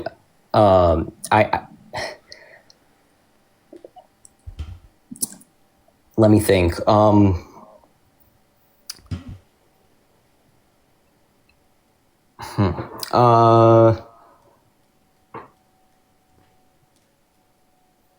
I agree with you. No. Actually, I disagree. I think subject to the jurisdiction thereof. Exhaustively subject to the U.S. law. What do you think it means? What do you mean by exhaustively? Like, all laws are applicable. All applicable laws are applicable. But no, I interrupted you there. You were about to say what you think it means. So what do you think it means? Yeah, I think it means that the United States has a responsibility to To do what? how do I word it? Let me think. Has a responsibility for you, so you have the same rights, you have the same liberties as a U.S. citizen, or you have liberties and all of the liberties that a U.S. citizen has, or most of them are applicable to you if you are subject to the jurisdiction thereof. Why are people saying I'm 17? I was 17 last year.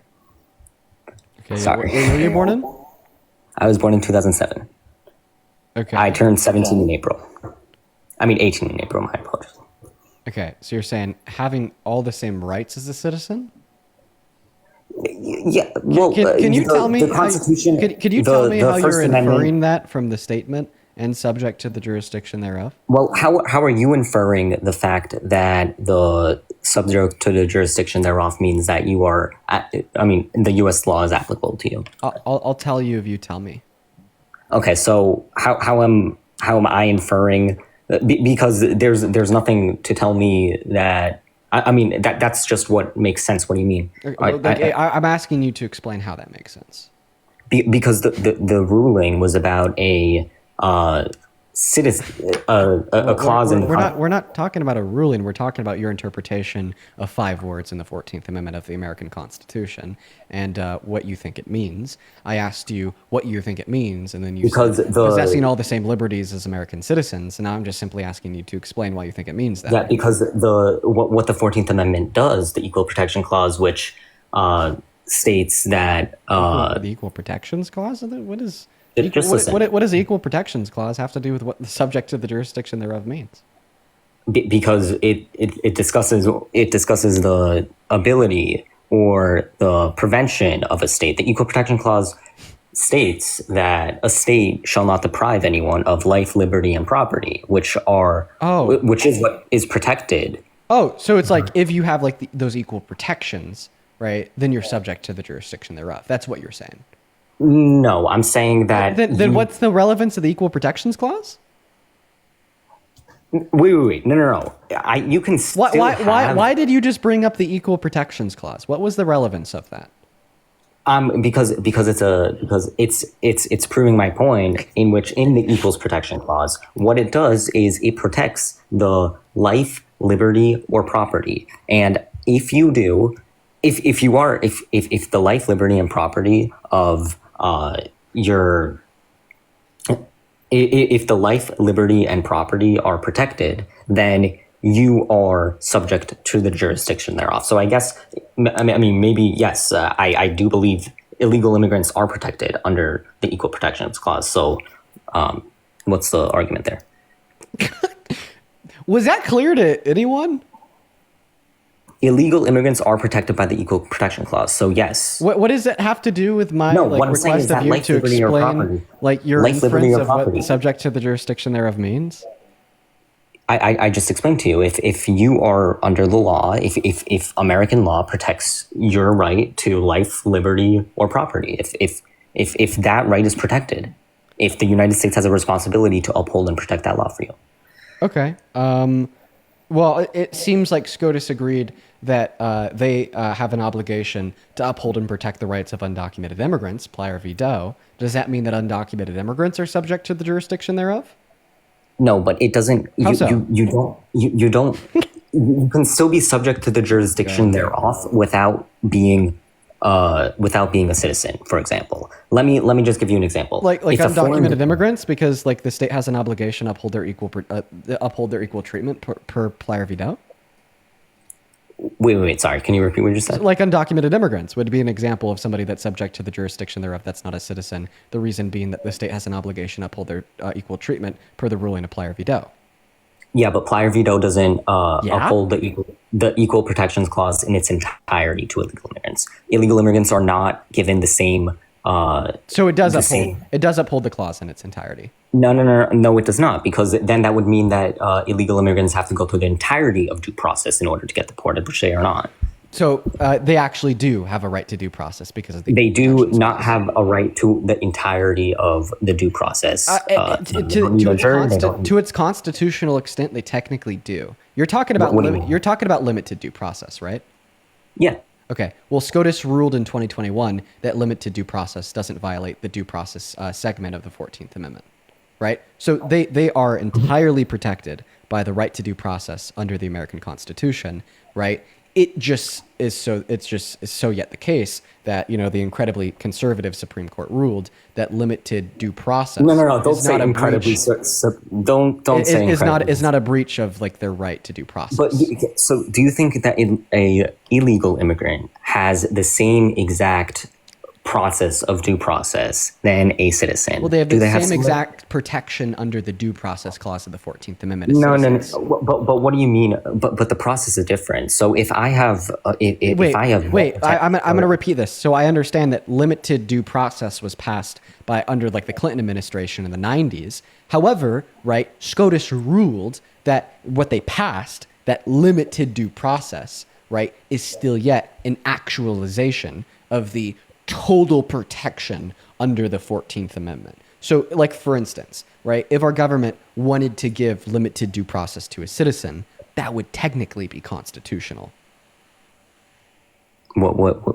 Oh, okay. I understand what you're saying. Right. Okay. They're just calling it limited due process. It's not, but in the eyes of SCOTUS, in their ruling on the Constitution, it's not actually limiting their 14th Amendment right to due process.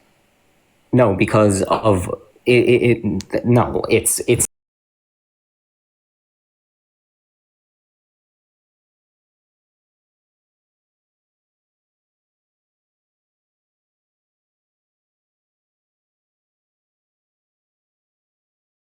Yeah, so this is coming from a footnote in the Wonkamart case. Quote unquote, impossible to construe the words subject to the jurisdiction thereof in the opening sentence of the 14th Amendment as less comprehensive than the words, quote unquote, within its jurisdiction. Okay? In concluding sentence of the same section, or to hold that persons, quote unquote, within the jurisdiction of one of the states of the Union are not, quote unquote, subject to the jurisdiction of the United States. So all that they concluded, right, is that they are within the jurisdiction of the United States of America.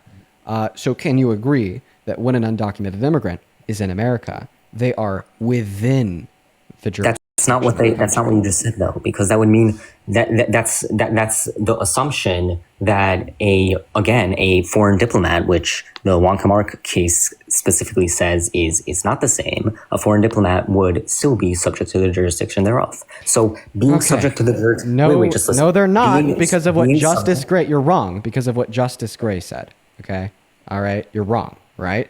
Because Gray said, right, that the jurisdiction, right, is the protection and consequently subject to the laws, right? And like foreign diplomats don't have that, right? Because they have what's called diplomatic immunity. I understand, but that's not. Hey, that's Matt, how do I explain the Constitution to somebody that just denies it? Okay, I think we're getting kind of hung up here. So you can read Wong in a way that says that when applied to Wong Kim Ark, that it applies to other people. But I think what you're missing is that in the footnote, because in Plyer, they did not directly address the meaning of the jurisdiction, but they clarified in a footnote that they're taking the meaning directly from Wong, which is what, and that's what Dean gave you, because Justice Gray in Wong gave the definition and the meaning of what subject to the jurisdiction thereof actually means. So that's why when Dean read the footnote, he says, Justice Gray is point blank saying that if you apply a stringent definition of what this means, you're excluding not only those born outside, but you're going to exclude those of the those who are white also, because many who are Irish, Italian, and else would not be citizens if you applied the rule thereof. That's why he says, Right. and he gives a clear definition of what it means, which is what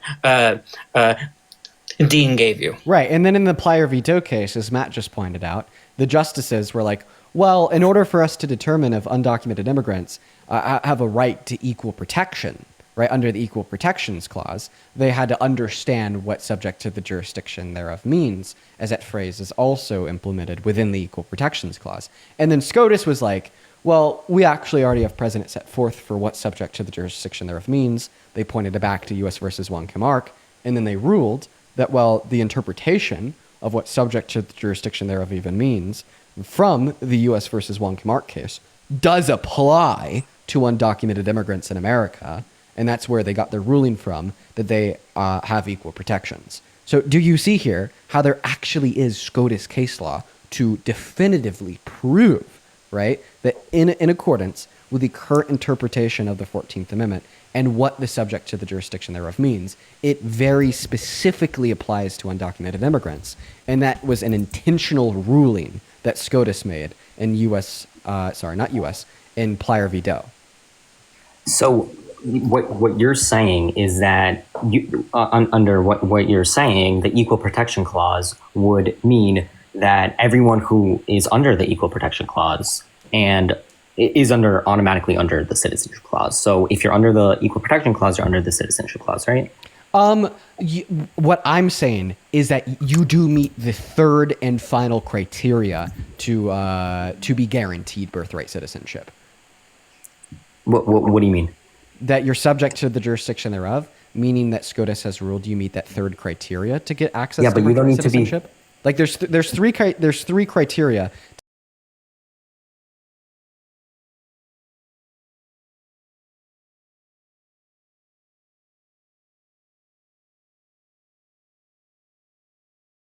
jurisdiction thereof, and you already agreed with me earlier that they're people born in America, which means they meet all three criteria in order to gain access to a right to birthright citizenship. That's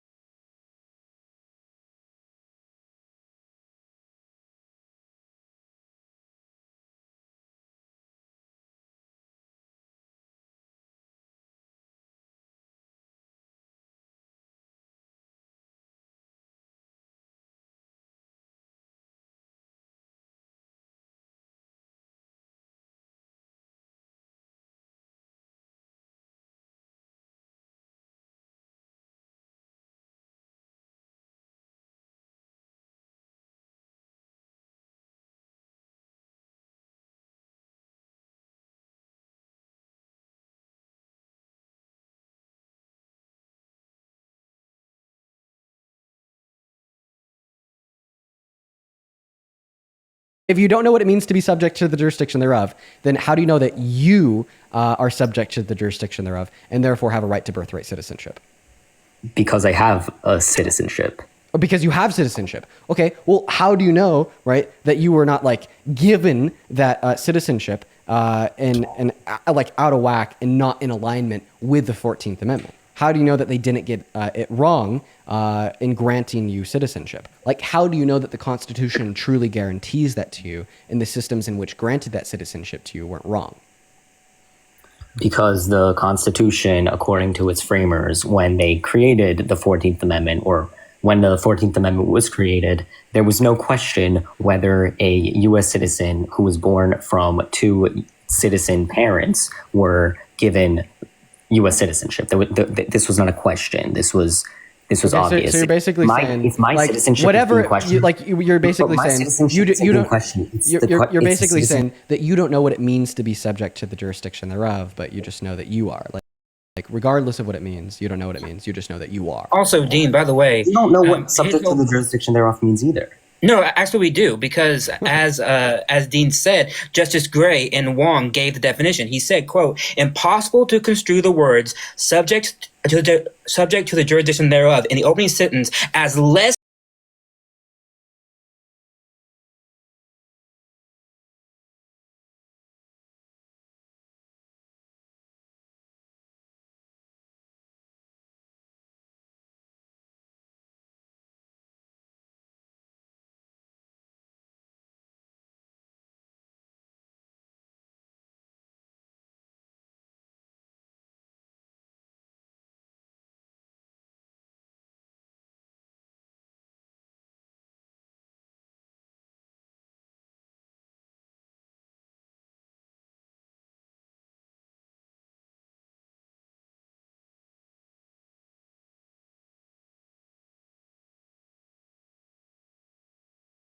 With the debates tonight, they're different. They're different than they usually are. it's that kind of night. I guess so. I'm tired. I'll keep going though. I bet. I mean, I'm definitely like, I'm having to really get into the nitty gritty, and then I got to repeat the nitty gritty like around 30 times. But what now, Greg? Where do you go from here? Now that we understand SCOTUS has ruled these two things mean the same thing. I still don't agree that SCOTUS has ruled that within its jurisdiction and subject to its jurisdiction. Okay, well then, so you're denying the footnotes from Justice Gray. Why? No. I'm gonna just let me find it first, because I have never seen that. Just let me find it and then I'll go right back. Okay, while you're doing that, let me thank Fran. Thank you so much for the $15 over on Venmo. Fran with the $15 says, thank you for being so patient with some very misinformed and clueless people. You're a better person than me. Thank you, Fran. Show some love to Fran down below for the $15. I'm trying my best to be patient. I'm kind of like failing a little bit. It's all right though. As well as Rihanna, thank you so much for the $25 over on Venmo. Show some love to Rihanna down below in that chat. Rihanna says, "Hey Dean, I went to my first ever protest today. Unfortunately, my friends were too nervous to go with me, so I went on my own. I was terrified because I'm in a relatively conservative town, but the turnout was awesome and it was an amazing experience." Rihanna, same here. I'm also in a very conservative town, and the turnout was huge, fucking huge. It's insane. It really makes you think a lot higher than those around you sometimes. Thank you for the $25. As well as Serenity, thank you so much for the $10 over on Venmo. Appreciate you for the love of Serenity. Madeline with the $10 says, this guy's insufferable. Birthright citizenship is one of the least gray areas of the law, coming from a lawyer. Yeah, it's not gray at all.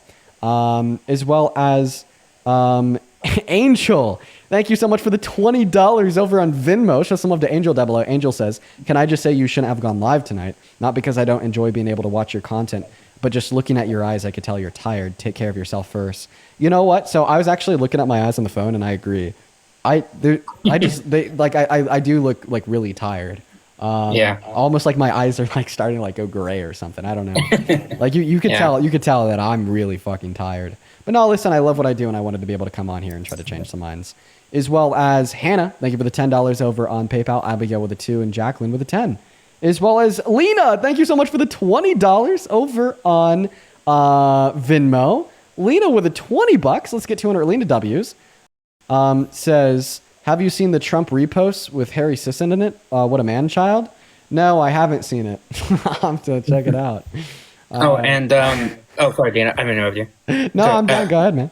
Okay, and and thank you to David also. Thank you, David, for the $100. I don't know what the fuck I did for that, but That's the thank you. you, David, and thank you for the very kind message too. I really do appreciate you. Thank you, David, so much. Huge W. Huge W. Yeah, thank you, David. I really appreciate it. Okay, Real, did you find the quote? Okay, so yeah, the ruling though also says that it's universal, and it's the 14th Amendment provisions are applicable without regard to any differences of race, color, or nationality. So that is implying that all people get access to the Equal Protections Clause. Yeah. Yeah, but that would go against Wong Kim Ark because No. Wong Kim Ark only settles the case of the birthright citizenship clause. It doesn't settle the case about equal protection clause. They are separate clauses for a reason. All that Justice Gray is doing is settling what the meaning of jurisdiction is. They are subject to, or the people who are subject to them. Yes, exactly. Because groups. what the court does in Plyer is say, based on what Justice Gray gave, which is a very detailed analysis of the meaning of the word or of that phrase, they say, based on that, we're going to apply that also to the Equal Protection Clause. Wait, sorry, can you repeat what you just said? Sure. They say in Plyer that because Justice Gray, as an example, gave such a detailed analysis of the phrase, right? In Wong, he gave a very detailed case about it. They say we're going to apply that to what it means to be within the jurisdiction. So what do you mean? Are you telling me that he is saying that within its jurisdiction and subject to the jurisdiction thereof are the same, and therefore... Yes, because in paragraph 74 of Wong, he says, quote, "It is impossible to construe the words subject to the jurisdiction thereof in the opening sentence of the 14th Amendment as less comprehensive than the words within its jurisdiction that is found in the concluding sentence of the same section.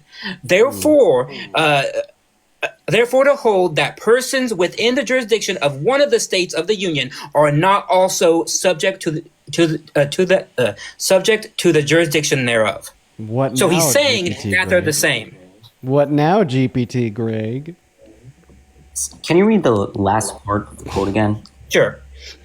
So, it is impossible to construe the words subject to the jurisdiction thereof in the opening sentence as less comprehensive than the words within its jurisdiction in the concluding sentence of the same section, or to hold that persons within the jurisdiction of the states of the Union are not subject to the jurisdiction of the United States.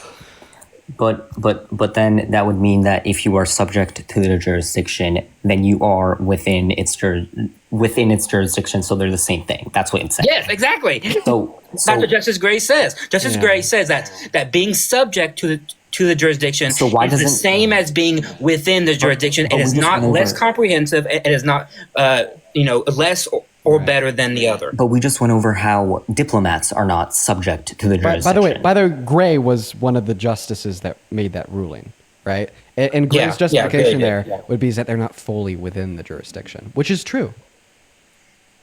Wait, sorry? Yeah, so Justice Gray's justification there would be that they're not fully Justification on subject. That they're not fully subject to the jurisdiction thereof because they're not fully within the jurisdiction thereof. What do you mean they're not fully within the jurisdiction thereof? Like that would be the justification for the notion that subject to the jurisdiction thereof can be interchangeable with within the jurisdiction thereof, while like still not giving diplomats birthright citizenship by like arguing that they're not fully within the jurisdiction thereof. How are they not within the jurisdiction thereof, though? Go ask Justice Gray. Go ask the SCOTUS. No, Wait, hold on. If they're not If interchangeable. you're talking about diplomats. If they're not right? If you're interchangeable. talking about diplomats. No, but they can't mean the same thing. No, they are. They Just as are. Grace said, Yeah, we that- just gave you that the interpretation difference- from equal, SCOTUS but, to but show that there's diplomats no are difference. protected under the equal. No, that's a limitation of Congress because in the 14th Amendment and in the actual discussions, they limit that by saying that diplomats, by the very job, right, are subject to a king or to like some other country. By being a diplomat, you are by definition subject to somebody else. Yeah, but you're still within its jurisdiction because the Equal Protections Clause protects, let's say, children of diplomats. Yes, here in the United States, but we make an exemption for that because we say that because Congress explicitly said that those do what? They're different then. If it's like the same with exemption. With exemption? Is that what you're saying? So it's the same with Congress exemption? Congress gave. That's not what we're saying. That's what SCOTUS said. Exemptions to it. Yeah. Yeah. No. Oh, so I don't know why you think that like you're debating us. You're just literally debating the Supreme Court. No, I'm not. Yes, You're telling you are. me that something means something. Just in one case, it doesn't mean the same thing, and in another case, it does. We're saying that it always means this, right? Right. And even though it always means this, they make exemptions for this, and they make those exemptions explicit. But what is to tell that illegal immigrants can't be a part of those exemptions? Because are they foreign diplomats? No. Are No, they because members? Are they members of militant invading forces from other countries? No, they're not in it. So because therefore, they're not within those exemptions. Okay, so what if the Supreme Court rules that illegal immigrants are within those exemptions? Okay, then it would be constitutional. But until they make that ruling, it's unconstitutional. No, because Yes! we don't know if illegal. Yes! We don't know if Oh my illegal God! immigrants. Yes, we do know because once again, right? Once again, for the last time, GPT Greg, you're getting on my fucking nerves. Oh my God, you're getting on my nerves. They said subject to the jurisdiction thereof means within the jurisdiction, right? Can't be more comprehensive than that. That's what Justice Gray said, right? Dean, that's the important part, though, right? I'm sorry, but that's the important part. Gray is saying that one is not less comprehensive than the other. Right. That's the main point, right? He's saying that because in Wong, they're saying that those are two separate things and that one is less than the other. Gray is saying, no, they're not. They may not mean the exact same thing, but they're not less than the other. So you cannot consider one to be lesser than. That's his main point. What do you mean lesser than? Okay, because to say... Oh, go also, ahead. they don't have equal protection. They have diplomatic they? immunity, which gives them a higher level of protection. Oh my God! Wow! Foreign diplomats are not subject to the Equal Protection Clause of the 14th Amendment, right? Because of their diplomatic immunity, they actually have a higher, unequal level of protection.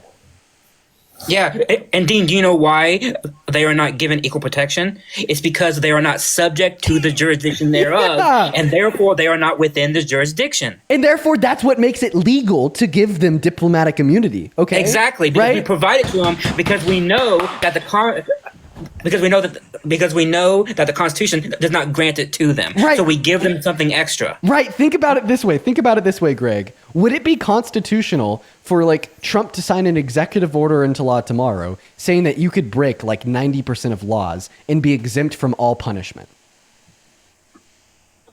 No, that would be ruled as unconstitutional because now all of a sudden you are being treated unequally under the equal protection. One second.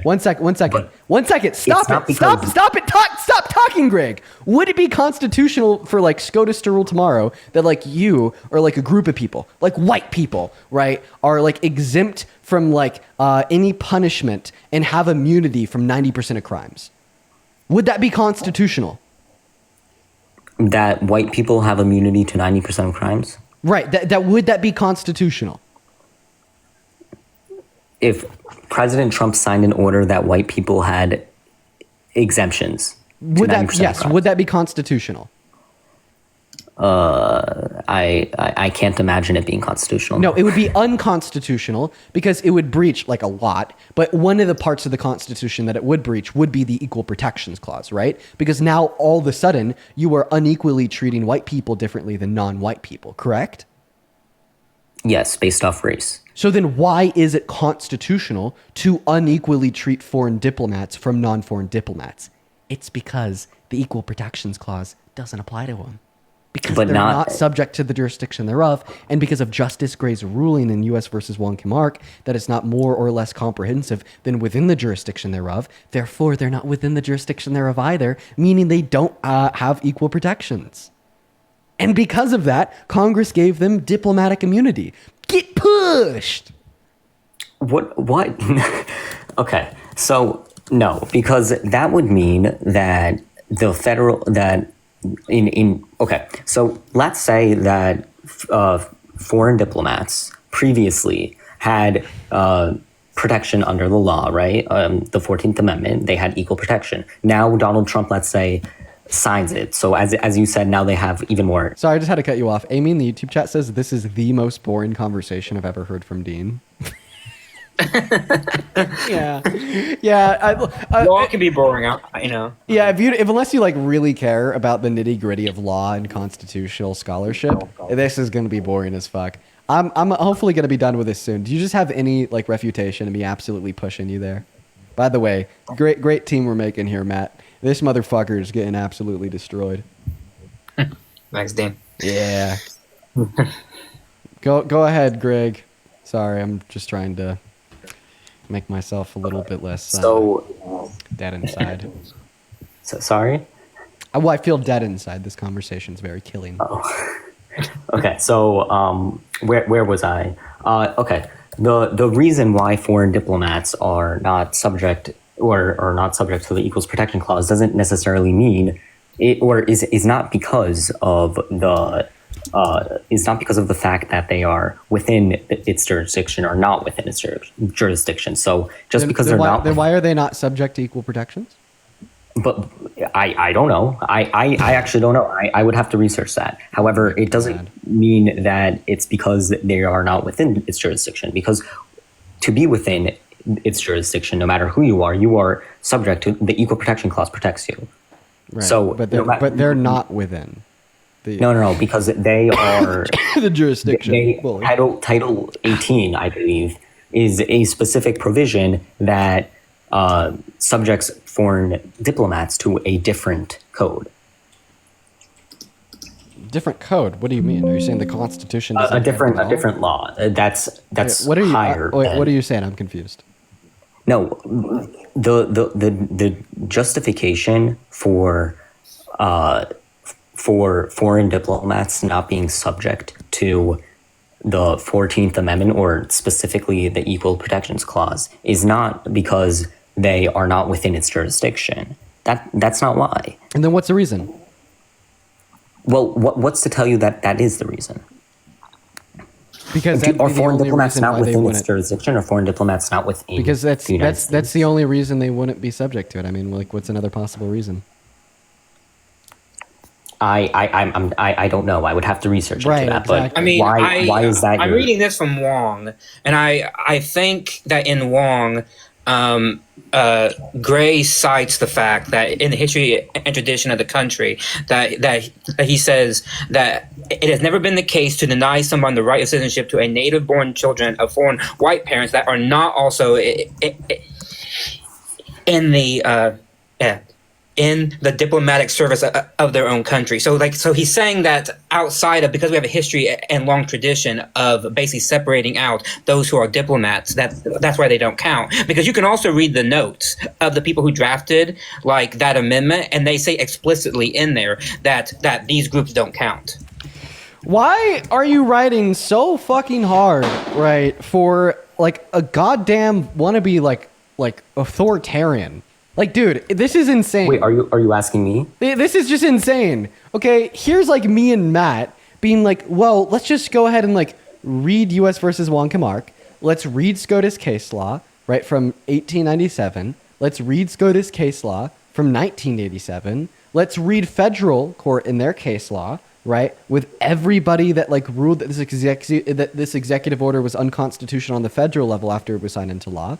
Let's like literally go into the justice's footnotes, Okay, let's read, right, their description of what subject to the jurisdiction thereof means to know what the current interpretation is in SCOTUS, right? And even though we're doing all of this, right, like you're just still being like, nah, Would I don't you want say to buy packing it. the court? I'm going to go would ahead. you say packing the court I'm is gonna go ahead. dictator or authoritarian? I'm going to go ahead and just try this one last time.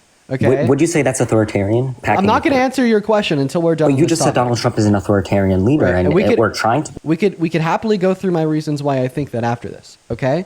So But we I'm read. asking you- No, calm down, Cody. Greg, calm down, Greg.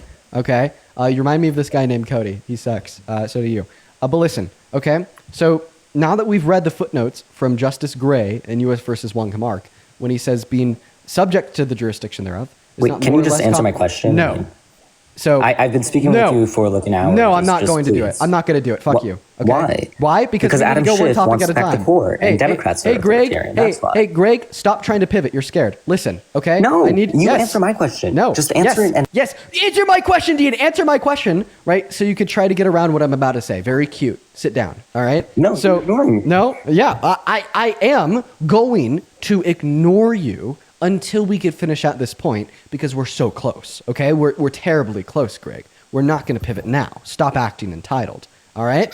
Just sit down. No, hear me out not for what I have to entitled. say. Just asking a You're simple acting question. incredibly. You The literally Supreme think Court that is you are authority. entitled to pivot after me and Matt have poured our goddamn souls into trying to just simply educate you on this subject. And now that we're so fucking close to reaching a conclusion, you want to just ignore what we've put into this conversation to get ourselves to this point and completely Oh, change I'm the just topic. asking you a simple question. So Greg, right? I'm asking you a simple question that I'm not going to allow you to pivot away from. Sit the fuck down, please, for the last time, sir. Okay? Now that we've come to understand Justice Gray's footnotes in the U.S. versus Wong Kim Ark case, when he says being subject to the jurisdiction thereof is not more or less comprehensive than being within the jurisdiction thereof, right? And you agree undocumented immigrants are within the jurisdiction thereof, right? Given the fact that they qualify for equal protections. And that's not more or less comprehensive than being subject to the jurisdiction thereof. This means that they're also subject to the jurisdiction thereof, right? No, I do not believe Explain that. how. Given that it's not more or less comprehensive, and you agree that they're within the jurisdiction thereof. Can you just first per answer my prior question? veto. I mean, I have No. one question this entire time. No, I'm not. I'm going to need you to Why answer not? this. Right? Because I already told you I'm not going to entertain the pivot. I'm not. It's not a pivot. It's a really simple question. If you think packing the Supreme Court if you don't think that that's is a pivot, authoritarian, if you and you don't- don't want to answer it if you, because if you don't, you're if you, scared to answer it. if you don't think that, if you don't think that's a pivot, then you don't know what a pivot is, right? Like obviously, so right? just like, why are you like obviously, right? It's going to be a pivot, right, to change the subject when we're talking about, right, like very minuscule footnotes on like SCOTUS rulings to determine if undocumented immigrants have birthright citizenship to launch a conversation about if it's authoritarian to want to pack SCOTUS. Okay, that's an obvious pivot. No, but you said you not, started. You're not. You first You're not trying to. You're not going to convince anybody here. And if you're now going to accuse me of starting it because I said that Trump's an authoritarian, okay, well then I apologize for starting it. We could hold off about my comments of Trump being an authoritarian after we finish on this topic. My apologies one last time. All right. So now that we have cleared that up, go ahead and respond. Now that we've learned from Justice Gray in U.S. versus Wong Kim Ark that being within the subject to the jurisdiction thereof, being within the jurisdiction thereof is not more or less comprehensive than being subject to the jurisdiction thereof, and we know undocumented immigrants are within the jurisdiction thereof via Plier Vidot's ruling, does this mean that we therefore also know that they are subject to the jurisdiction thereof? Picking pumpkins at the Underwood family farms. First time being there, it was quite an adventure. I'm showing them our day at the pumpkins. Remember, you in the wagon right there? We started off with these really cute outfits from Judith March, and the girls were loving their little tutus, and everyone gave them so many compliments at the farms. This was their outfits, and they were feeling it. We were spooky vibes ready. Even though it was a hot day here in California, we looked like we were ready for fall. Here's the entrance of the big pumpkins. We couldn't wait to get the pumpkins, but we waited to the end because obviously they're very heavy. So we just started exploring, not knowing what to expect. Like I said, this was the best part. They had these wagons for everyone to use because it's a really big like plot of land. Look at the baby goats. The baby goats were above us. I was super excited. I'm not even a petting zoo kind of gal, but this was like really cool to watch. And it was set up in such a fun way. The girls loved it. It literally was like a little like tour ride. It was just so cute. And if they wanted to get out, they could. And if they wanted to sit, they could. And it just was the vibes. And then there was the chickens. Do you remember those chickens? The chickens were so cute. Alva's favorite thing is to imitate the chickens with the buck, buck, buck, buck, buck. And they were super friendly. All the animals were super friendly and super nice. And just a lot of different ones we hadn't seen. We hadn't seen those ostriches before, right? Those ostriches were new, but they have seen a lot of these on TV, like the donkey. Remember the donkey? Goes, ee-aw, ee-aw. Mal was here watching the video with me, reliving the day. And they just really loved these animals, including the ducks. Oh my gosh.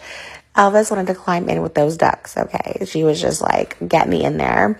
And it was so peaceful and so calm. And this was the perfect time to come. We came right when it opened, so it was great. Then we had the big tractor slides, so we took a picture in front of there, or we attempted to take a picture in front of there. And then there was the big yawn, so we had to get some refreshments. And we got some smoothies and french fries. The food stands weren't open, and I was so sad because they had like nachos and donuts, and I wanted to get all of it, but it wasn't open. Let me know what time they opened because we missed it. This was like 11 a.m., and they still were not open. This is my matching pumpkin bag, which was perfect for the day. And there is Daddy with the bow. Hashtag girl dad. They also had face painting, which is always Malibu's favorite part. She was a Wonder Woman. I think she wanted the eyeshadow and the red lips because she was feeling it. You're so cute, huh? That was like cute. She did not want to take it off last night. And then we ended by picking pumpkins. We picked these baby pumpkins and we ended up carving little faces into them and painting them. Oh, you could see Elvis attempted to get a cat painted on her, but she only made it past the eyes. But this was really, really fun. Highly recommend.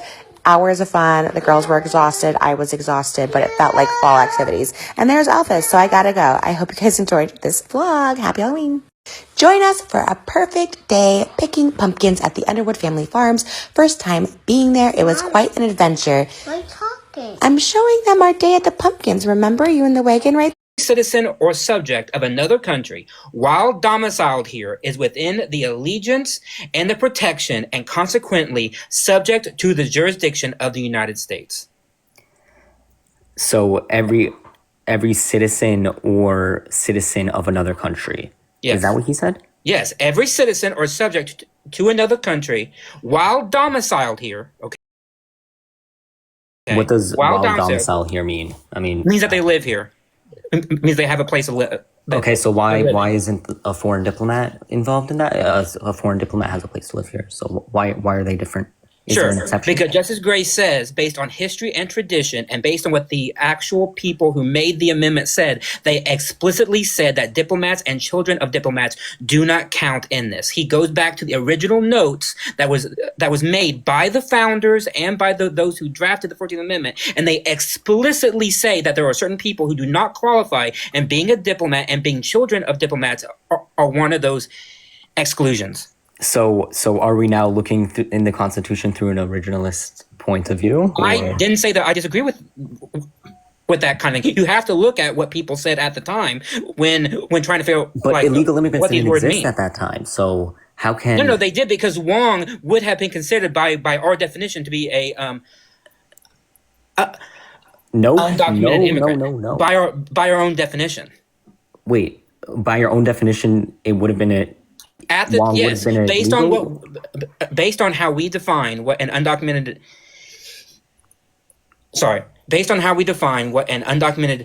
immigrant is. What do you mean based on how we would call the parents of Wong, they would be undocumented because they were not citizens. That's not what they were here. What do you mean? An undocumented immigrant is an illegal immigrant who doesn't have any right to be here in the United States, but a illegal immigrant. Still, the point goes that what Justice Gray was trying to clarify was simply meaning what does it mean? What does it mean to be subject? Because there was no dispute that Wong was born here in the United States. There was no dispute about that, right? Yeah, but the only dispute there was no whether illegal he was immigrant. The dispute about whether she or her parents were legal or illegal was not questionable. It was legal. It even says that. Yes, because they were basing it on an.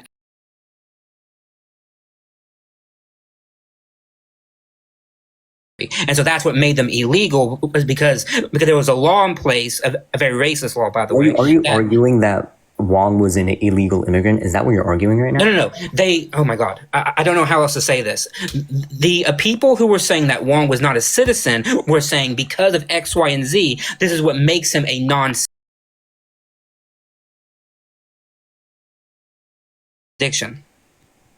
And people in the chat, don't worry. It's okay. It's fine. I'm not upset by what people are saying. It doesn't matter. Okay, I understand. Oh, it's fine. They're talking about. I think they're talking about something else. Oh, good. Okay, good. Yeah, it's being taken care of. Okay, good. What's happening? Oh, don't worry about it. But chat, it's. Oh, I see it. Okay, thanks for that. Just there's a lot of Nazi emojis in the chat. I don't know if that's anything. Dude. Just ignore it. Yeah. But do you understand? But also too, I want to point this out. There are very few, and I've looked over all the case law. I've looked at the people who have given briefs on this. Right, there are very few law experts and very few historians who say that Wong is wrong, or that those who are born here and subject to our jurisdiction of undocumented migrants are also not citizens. And that's why it's hard to find people who say that is wrong. You can find them, but they're very, very limited because it's been such settled case law.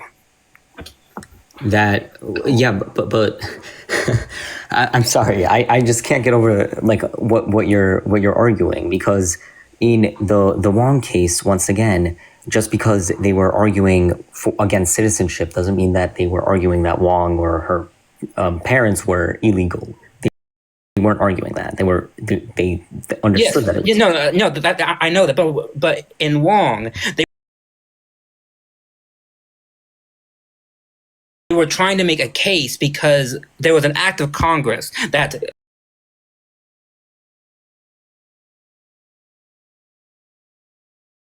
does not apply here.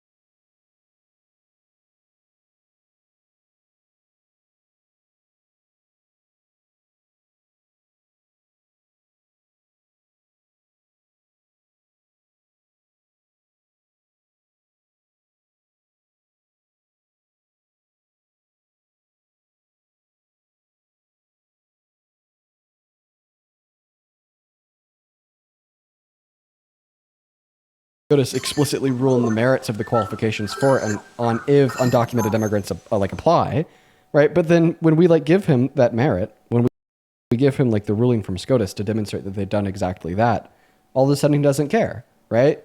We're able to specifically quote the Chief Justice of SCOTUS in 1897, where he ruled that undocumented immigrants have this, right?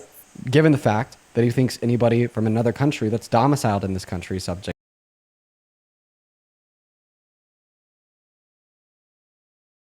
thereof. Yeah. Right. Then he just doesn't care, right? Because what he's looking for is something that explicitly says undocumented immigrants have birthright citizenship from SCOTUS. All right. But that's a very unfair standard to hold here, because SCOTUS has never explicitly said that he has birthright citizenship. All right. But the reason why it's an undeniable fact that he has birthright citizenship is because of the insurmountable, right, amount of case law and interpretation of the 14th to demonstrate exactly that. Not only is it what the framers intended, but it's also just what is agreed upon because of these SCOTUS rulings. What's up? Do you support Trump? I'm a little bit on the back and forth with that. My question is more, what are your top two debates about him specifically? Big time fascist, authoritarian. He's not a president that wants to play by the rules. He is a wannabe authoritarian leader that wants to set them. Okay, explain beyond that. Okay, well, do you support Trump? I'm independent. I can see both sides of every side. But knowing everything that you do now, if you were teleported back to November, who'd you vote for? Oh, I don't vote. What? Okay. Why are you here if you have no interest in American politics? I do have an interest in American politics. It's about being able to be argumentative about it. If you have an why interest don't you in vote? if you have an interest in American politics, then why don't you vote? Why does having interest in American politics require you to be a voter? Because that's No, because voting is the ultimate expression of that opinion. yeah. Right. And nobody who goes out for candidacy is independent or expresses all views that I share. Okay. Do a write-in candidate. Yeah, no, I mean, well, even on top of that, like nobody like expresses all the views that I share, but I mean, I kind of want the country to progress But, like, in the best direction possible.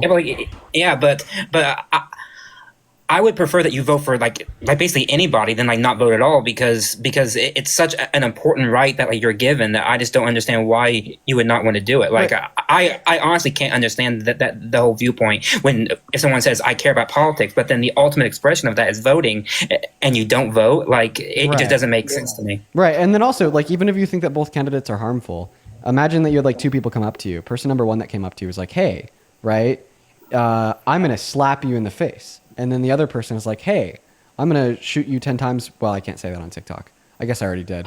I'm going to... What the fuck? Okay. You understand. Right? Do you think that you would vote and elect for the person to slap you compared for the person to shoot you? Or do you just kind of be like, well, I'm going to roll the dice? Not necessarily. I mean, my husband, I get where you're coming from in the sense of the importance and having, as a voter, a right to vote and it being very important. Can you answer my question, though? Two people come up to you. One's like, "Hey, I want to slap you." The other one's like, "Hey, I want to shoot you." Right? And you had the ability to like elect which one of these persons did that thing to you. You get to choose if you're slapped or shot. Right? Would you choose to get slapped compared to being shot because it'd be less harmful compared to the alternative? Or would you just kind of like That's the roll thing. dice? Being an independent, I could pick neither. Secret option number 3. I don't want to be slapped or shot. Okay, so but guess- we have to but- party but- for the best option. But is not voting going to prevent one of those two candidates from winning? Not always, Not ever. because you still have Not electoral ever. colleges. Not ever is it going to prevent one of those candidates from winning. Dude, like even like third party voters have a better argument than you because they're like, yo, if we just have enough people vote for them, then they'll get on the ballots in all states. And then if like everybody just magically woke up one day and was like, hey, I'm going to vote for this random third party candidate, they'd win. You don't even have that argument because you're not voting at all, right? So Democrats running against Republican, those are the only two viable candidates. Is you not voting going to prevent either of them from winning the election? No. All right. So then back to the hypothetical, right? Two people walk up to you. One's like, hey, I want to slap you. The other one's like, hey, I want to shoot you, right? And you have two possible responses. Your first possible response is to choose, right, if you're either slapped or shot. And then your second possible response is just to roll the dice and let fate choose if you're slapped or shot. Are you going to roll the dice and let fate choose? Or are you going to ensure that you hold that power yourself?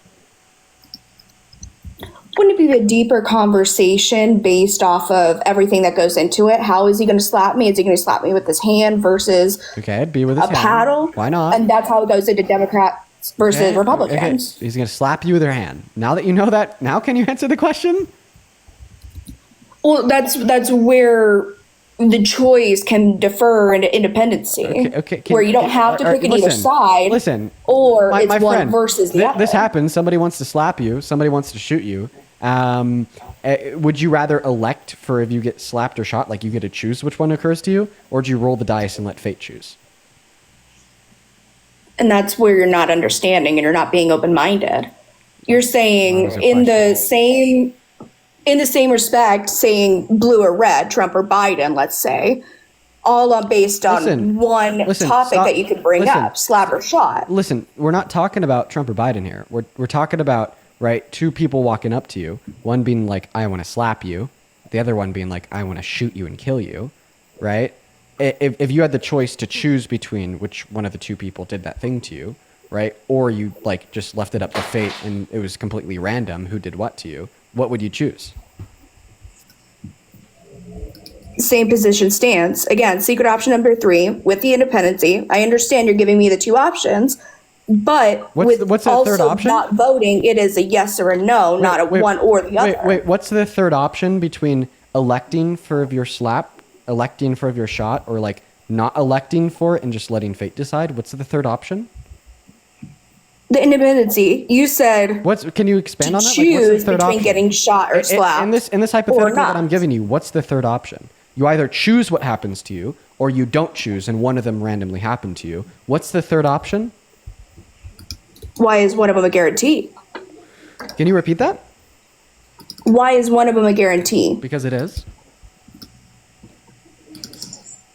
That's a great argument. I mean, all that I'm positing here is that one is a guarantee, right? I don't need to explain why, it just is.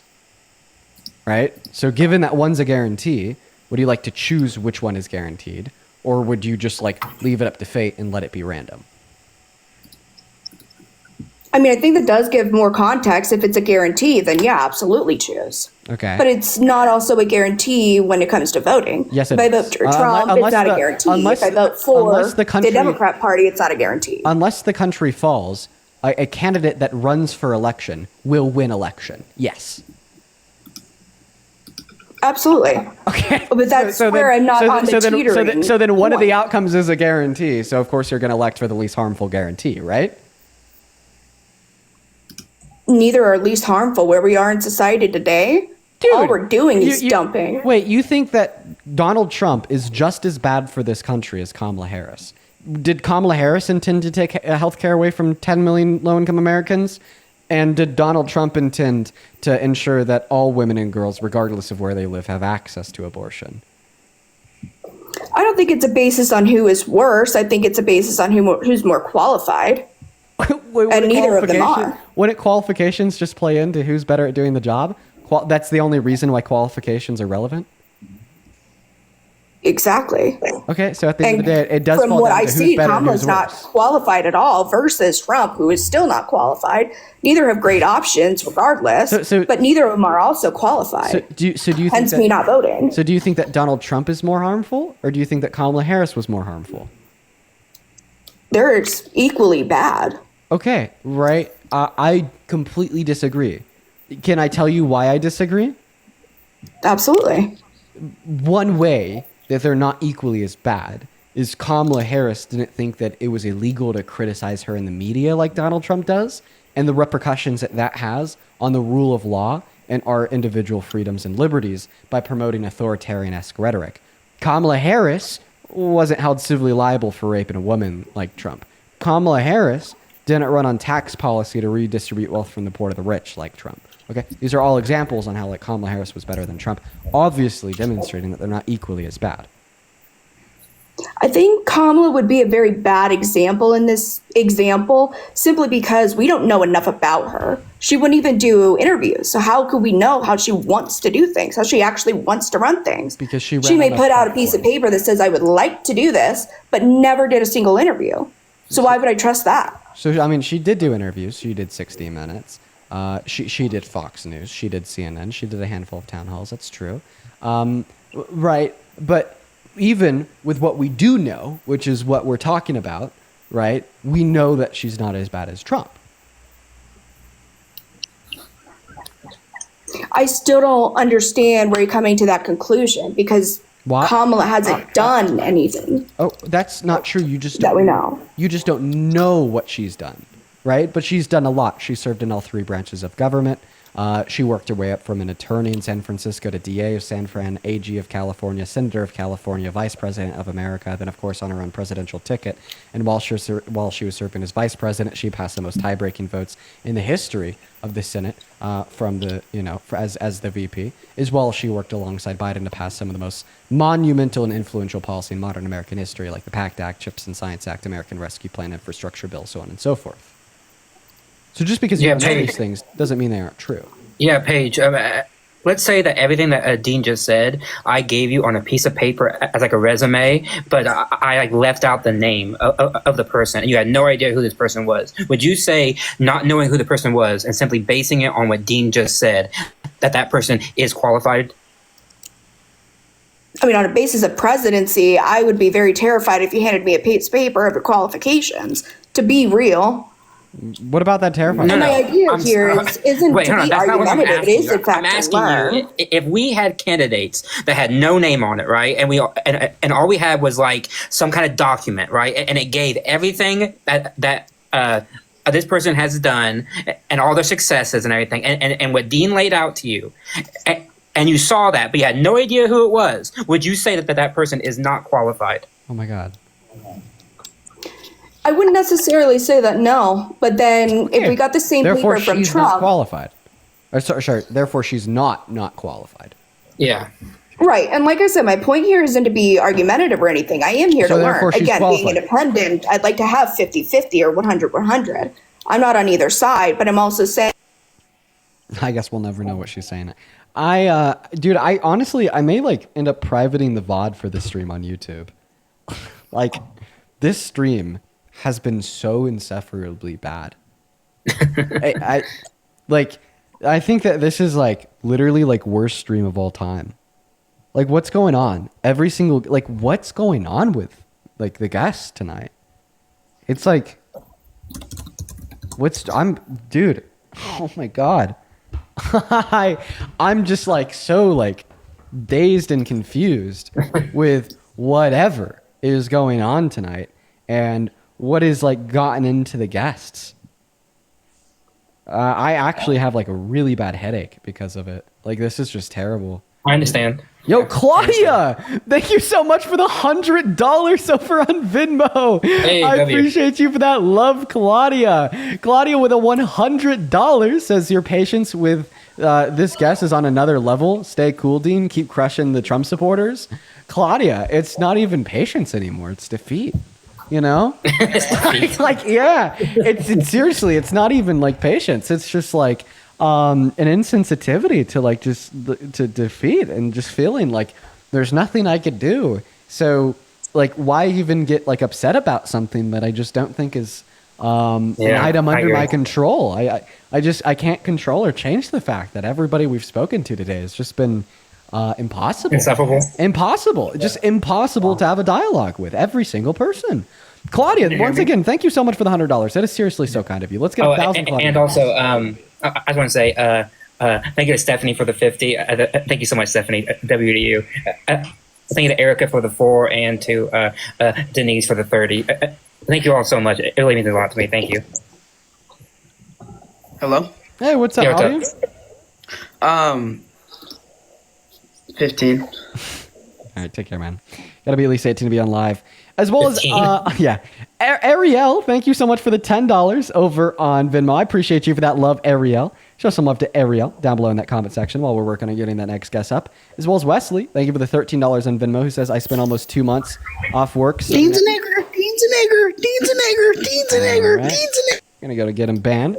Wesley with the $12 says, I spent 2 months off work studying every president by ranking them. I can say with the utmost certainty that Trump will be remembered as bottom 10 of all time, and Biden will be ranked as above average. Supporting Trump is delusional. I'd say that, like Trump, you kind of hit the head on the nail there in the last part of the sentence saying bottom 5. I think that Trump is like bottom 3. You know, it's like we've had some really bad presidents before, folks. You know, like Andrew Jackson, like the Trail of Tears, right? Like really, really bad. And you know, that's why I think when people say that he's like the worst president of all time, you know, I think like that's yet to be seen with certainty. Yeah, the one who's often said to be the worst of all time is James Buchanan, because basically he did nothing to prevent the Civil War. So he ranks, I think, at the bottom. But Trump will be really close to the bottom. Yeah, 110%. As well as Daniel, thank you so much for the $7 over on Venmo. Appreciate you for that love. As well as Christian, thank you so much for the $10 as well. Saying, hey, do you know King's Day was epic? Came across some folks in the awesome animal costumes. That's so cool. As well as Quay, thank you for the $10 on Venmo, who says, DOD employee not getting paid, fuck Trump. Dude, I'm really sorry that you're not getting paid. Are you still having to work? Like, are you an essential worker? And if so, I really hope that, you know, the shutdown ends soon. I bumped into some really kind TSA agents while I was flying out to DC, and I made sure to thank them all for working, even when they're not getting paid. And it was kind of rough, you know, like they started to, you know, like tell me that they're going to have to get loans soon to pay their bills. As well as Jennifer. Thank you so much for the $40 over on Venmo. This came in literally 40 minutes ago. I really hope that you're still here. Jennifer says a constitutional right cannot be abridged by an executive order, cooking, referencing the last conversation with the crazy guy. Absolutely, you are correct. Constitutional rights cannot be abridged by literally anything. Kaylin, thank you for the $10. Who says thank you for the work that you're doing. Appreciate you for that love, Kaylin. That is incredibly, incredibly kind of you. Thank you for your kindness. As well as, let's see here. I think we had one more on Venmo here. No, it wasn't on Venmo. It must have been on PayPal. Oh, here it was. Kaylee, that is Kalie. Thank you for the $50 over on PayPal. I appreciate you for that love, Kaylee. Let's give 500 Kaylee W's in that chat. That is as I already said, Kalie. Kaylee says, been a while since I've been able to catch your stream. Much love from Colorado. Well, dude, much love to wherever you're at in Colorado. I'm also out here in CO. What a beautiful state. I appreciate you for the $50 and thank you for tuning in. As well as Mickey. Thank you so much for the $20 on PayPal. What does Mickey say? Mickey says, this is the most exciting conversation I've ever seen Dean have. I think that was referencing the Constitution guy. All right, Mickey. All right, buddy. As well as Sonia, thank you for the 5. Jody, thank you for the 3. Felicia, thank you for the 10. And Jason, thank you so much. It's Wex, thank you so much for the 10. Saying thank you for finally kicking the pseudo-intellectual. Oh, real quick, I also need to thank Susan for the $50 over on Super Chat on YouTube. Appreciate you for that. Love, Susan. Let's get 500 big Susan W's. Thank you so much, Susan. As well as Manny, thank you for the $10. And let's see here, Josh with the 5. You guys are awesome. I really appreciate it.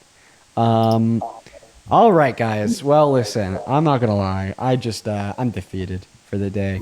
Been up since 5 a.m. flying all day long in and out of 5 a.m. Yeah, like here on the east too. That's adjusted for time zones. So I woke up. Oh, is it? Okay, good. 7 a.m. EST, and then which is 5 a.m. my time. And then I flew all day long, and then I came home, and we're just having these terrible discussions. I think we're gonna try one more, and then I'll probably get off after like one last discussion. But I mean, I bet you guys could even tell just by like the tone of my voice that I'm just losing it. You know, I'm terribly, terribly tired. What's up, Bob? Do you support Trump? Some of his policies, not all of them. Okay, so knowing everything that you do today, if you were teleported back to November, who'd you vote for? Independent. Okay, so you want to vote for either of them. Take care, Bob. Moving on to the next guest. This is going to be one of our last attempts.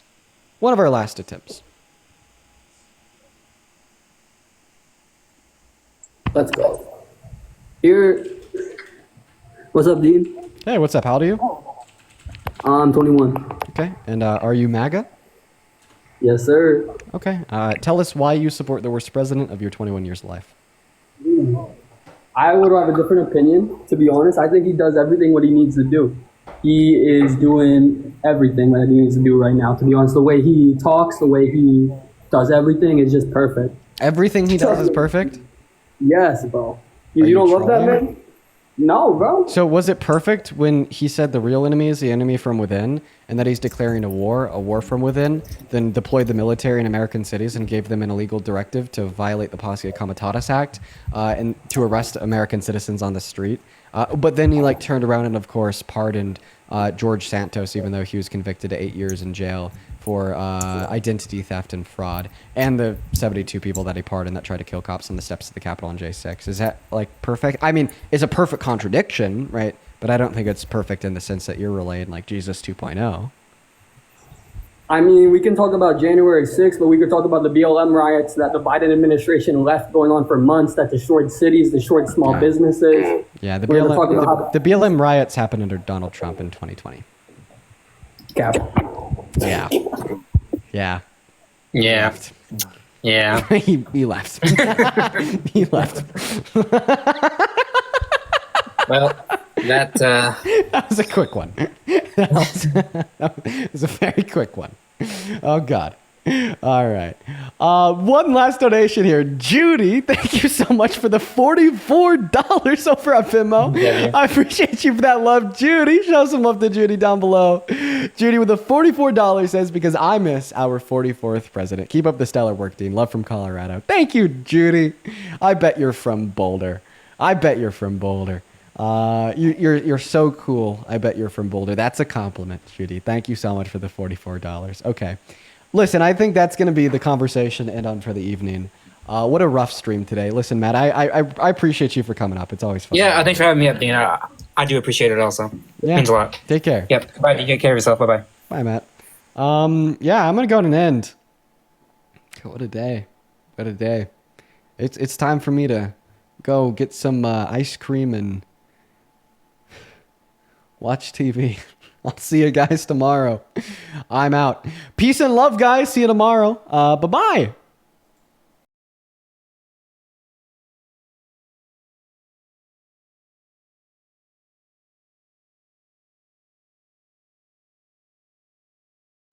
Morning, whatever the weather. Libby, we are going to go to China. We're going on the 28th.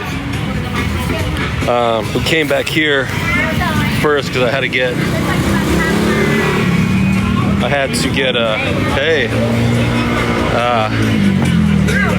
my epilepsy pills. So Thai massage, 200. So it's 30 is an American dollar. So neck massage 300 means $10.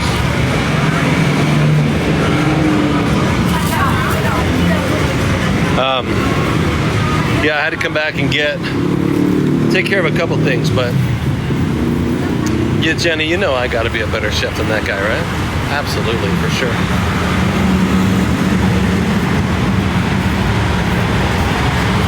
Oh, nice, Libby.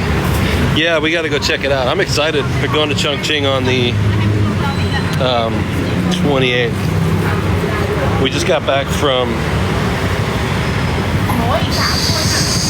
Korea. Where'd we go? Busan, South Korea. Brooklyn to Bangkok pizza. Is that supposed to be Brooklyn pizza? All right, now hold on a second. Whale? Pizza? Oh, it's got like sea cucumber on it? Wow. Pepperoni with sea cucumber and onion. All right. Cali girl.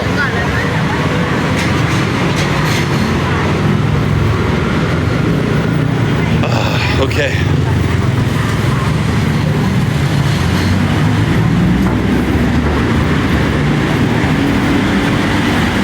Yeah, I had to come back and get my pills. I had to get some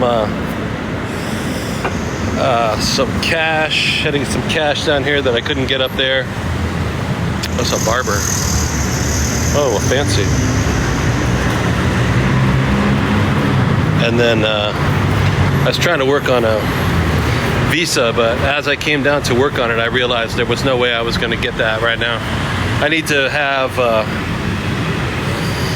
like documents that I'm just not going to be able to get. So,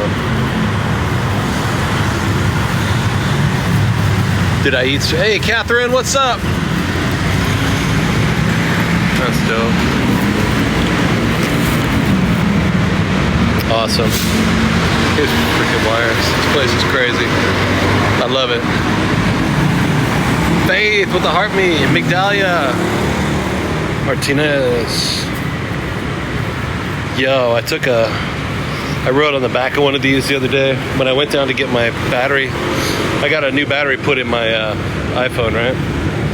And I took a scooter back to my Airbnb. It was crazy. Oh, I'm gonna go with these guys. I was just thinking, do I cross the street? Well, these guys are crossing the street. Sure, why not?